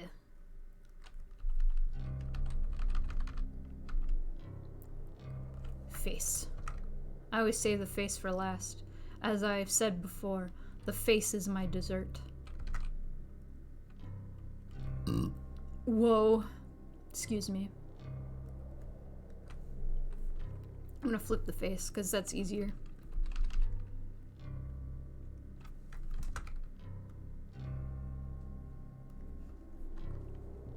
Monster make a drink that is Monster Energy and like a triple espresso coffee. I do not recommend. Oh, espresso messes me up. I can't do it.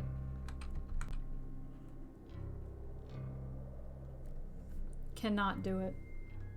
It is no longer snowing. Thank God. I can't do energy drinks in general. Like, I don't drink coffee regularly anymore. I used to do it every day. Once a day. At least a cup of coffee a day. And now I just drink on like specific days that I know I'm gonna be doing stuff. Like, drink coffee today because I know I'm gonna be streaming for 4 hours. So gotta drink me some coffee. I don't gotta, but it does help to drink coffee like every few days to keep my focus. Otherwise, my focus is like garbage.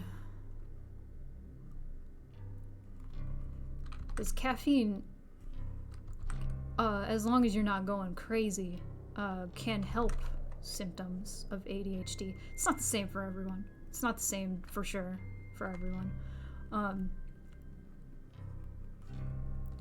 But I know it definitely, like, having like a cup or two of coffee every few days keeps my brain good. Dim eyes, though. I'm glad you like the eyes.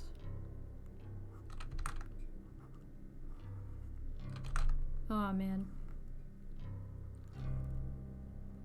Yes. Yes.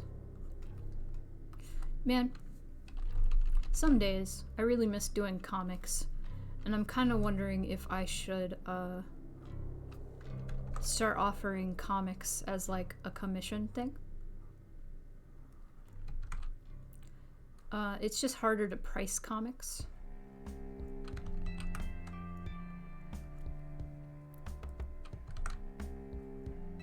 But it's one of those things where it's like, somebody comes to me and is like, I want a comic of XYZ.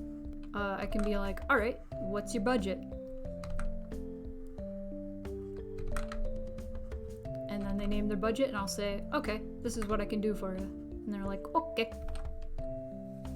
I will sip a single can of energy drink across an entire day, and that's usually enough to keep me awake if I'm really tired, and it does help with the focus sometimes. Yeah, energy drinks for me at least, oh, they hurt. They just make my anxiety faster, I'm gonna be real. It also happens if I just have too much potent caffeine.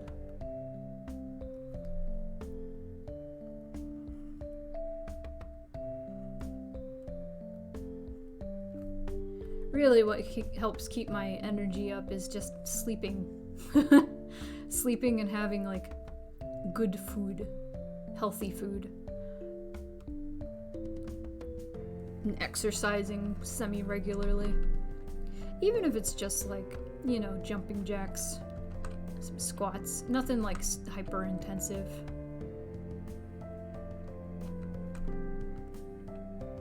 Oh! Accidentally opened up something.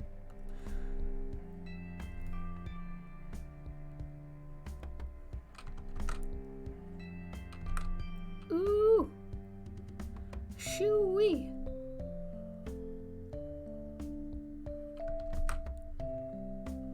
I know how to draw. Oh. Huh! It's my phone telling me it's 5 o'clock.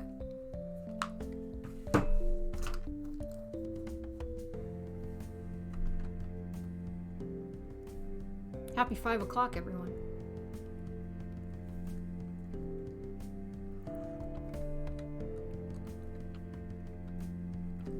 How much time do we have?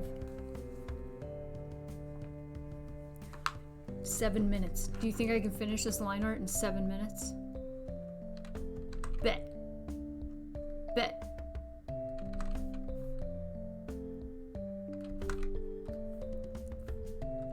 The speed of sound. Let's go.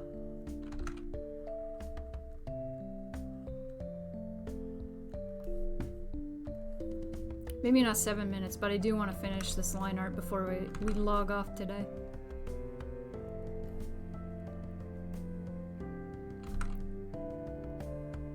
Ooh-wee. Okay.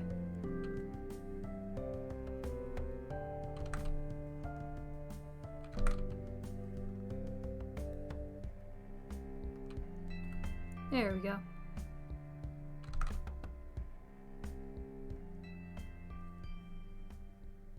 Energy drinks scare you? They should. They should.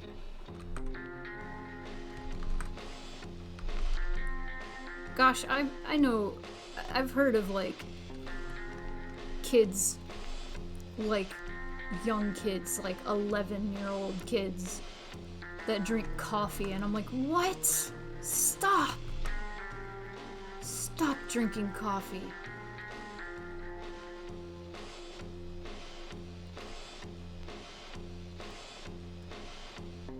I didn't start drinking coffee until I was like 21.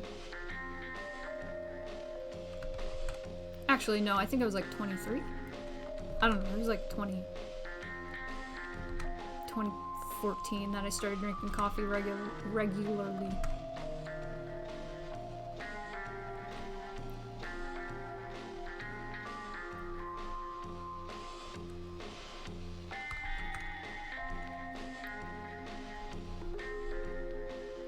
Even then, I would only have like a cup a day.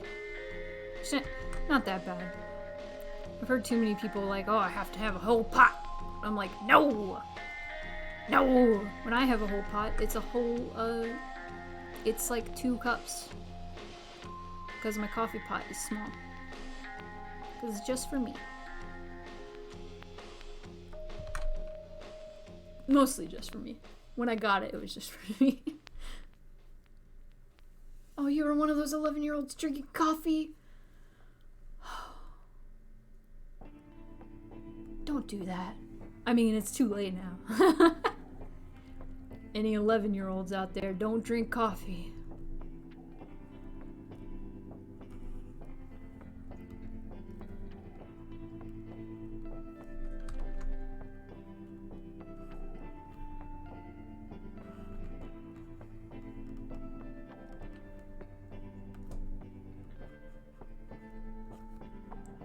Yes.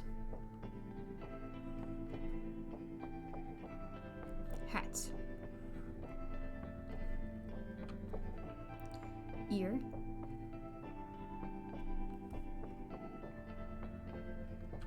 Ear. I think I heard moon pie. Oh no. I think she's just on the bed sleeping. Sleeping.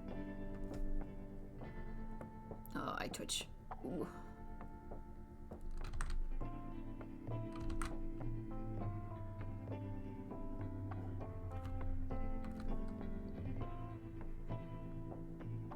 There we go. This is what caffeine does to you. It makes your eyes twitch. If my arms are going crazy right now, that'd be perfect. This is what caffeine does. It hurts. It hurts your brain. It makes your arms go crazy.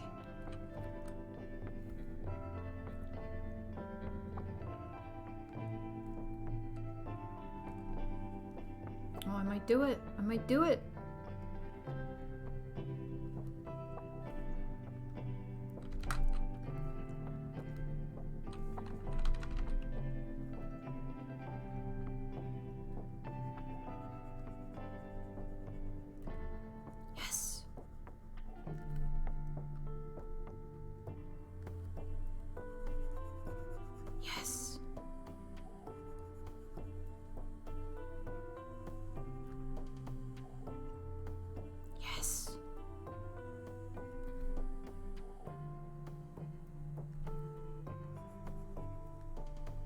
Hello, Evie! Welcome! I'm trying to finish this line art for this commission.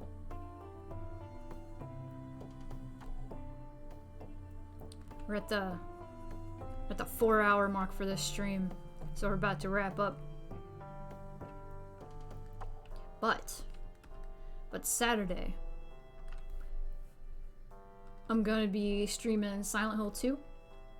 I don't know if I'm gonna be doing it in one sitting, and I'm unsure about what time I'm gonna start. I'm gonna try early, like 12 p.m., 1 p.m. Central Time is my time.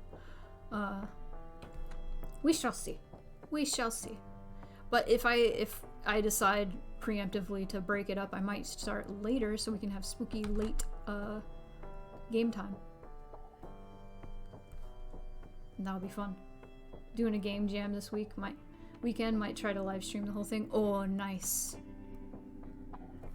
Oh, nice.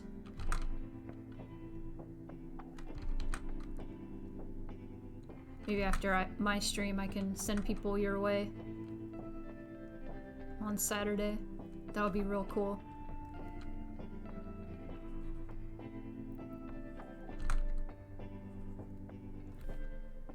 Spent the last few hours changing my internet setup and fixing my stream setup.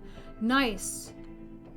Yeah, Case just fixed up the internet, and I'm probably, after the stream, I'm gonna set up an Ethernet cable straight to my computer.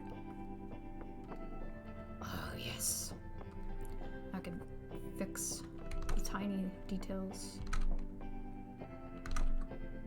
I wanna be a cowboy, baby. She's not a cowboy, she's a musketeer, but, you know. Cowboy energy is what matters. No!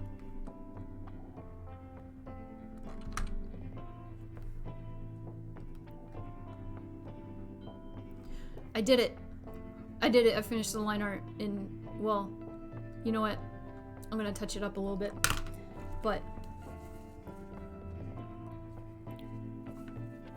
nearly done. Better internet is always exciting? Yeah. I thought it was the internet that was making the streams bad, but turns out it was an encoding problem, and I just had to switch the encoder, and then it was fine. So streams have been running pretty smooth, and they're gonna run even smoother with better internet. So that's real exciting. I'm super stoked. Super stoked. Just in time for the streaming of Silent Hill 2. And then next month, Silent Hill 3. And then the month after that, Silent Hill 4. And I'm gonna pee my pants because that game scares the crap out of me. And the pee. That was the worst thing I've ever said. I'm real sorry. I'm gonna fix some more things.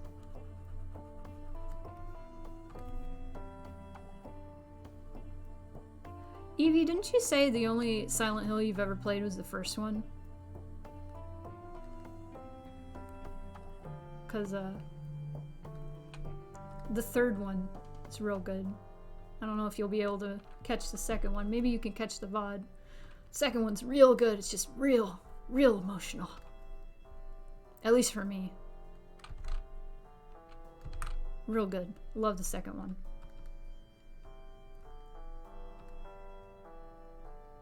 I only played a little Downpour. Oh, Downpour's not great.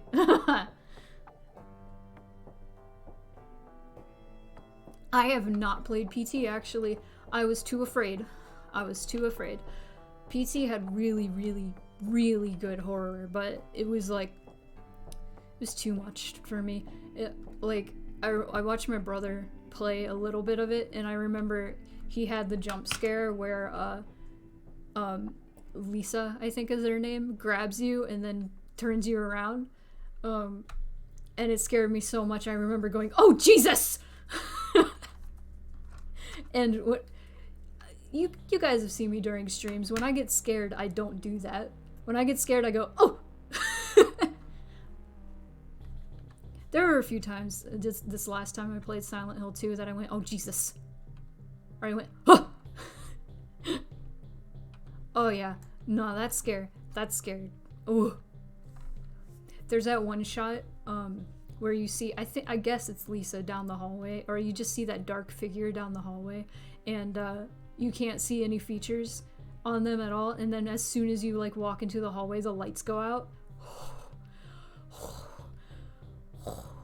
Anyway, I did it. I did the line art. Look at it. It's done. Check it out. Check it out. Done. Okay, so I did that. What else did I do today? I did this. This is nearly done. Almost done with this. And then I did, you. She's getting there. Line art will be done shortly. This one's nearly done. And, red is done. Cool. The liner, at least. But we made some progress! We made some progress! We did it! We did it! Glad you caught the end. Oh. Oh, PT's so scary. PT's so scary. It's crazy that PT was only, like, a demo for a game that got canceled, but how much it revolutionized, like, horror games afterward. Crazy. Crazy. Nuts. Amazing. I love it. Anyway, is there anybody I should raid? Anybody have any suggestions for raid? I'm gonna see if I can find anyone. Let me turn the desktop noise off. No more music. We're done. No more music. Is there anybody I can raid?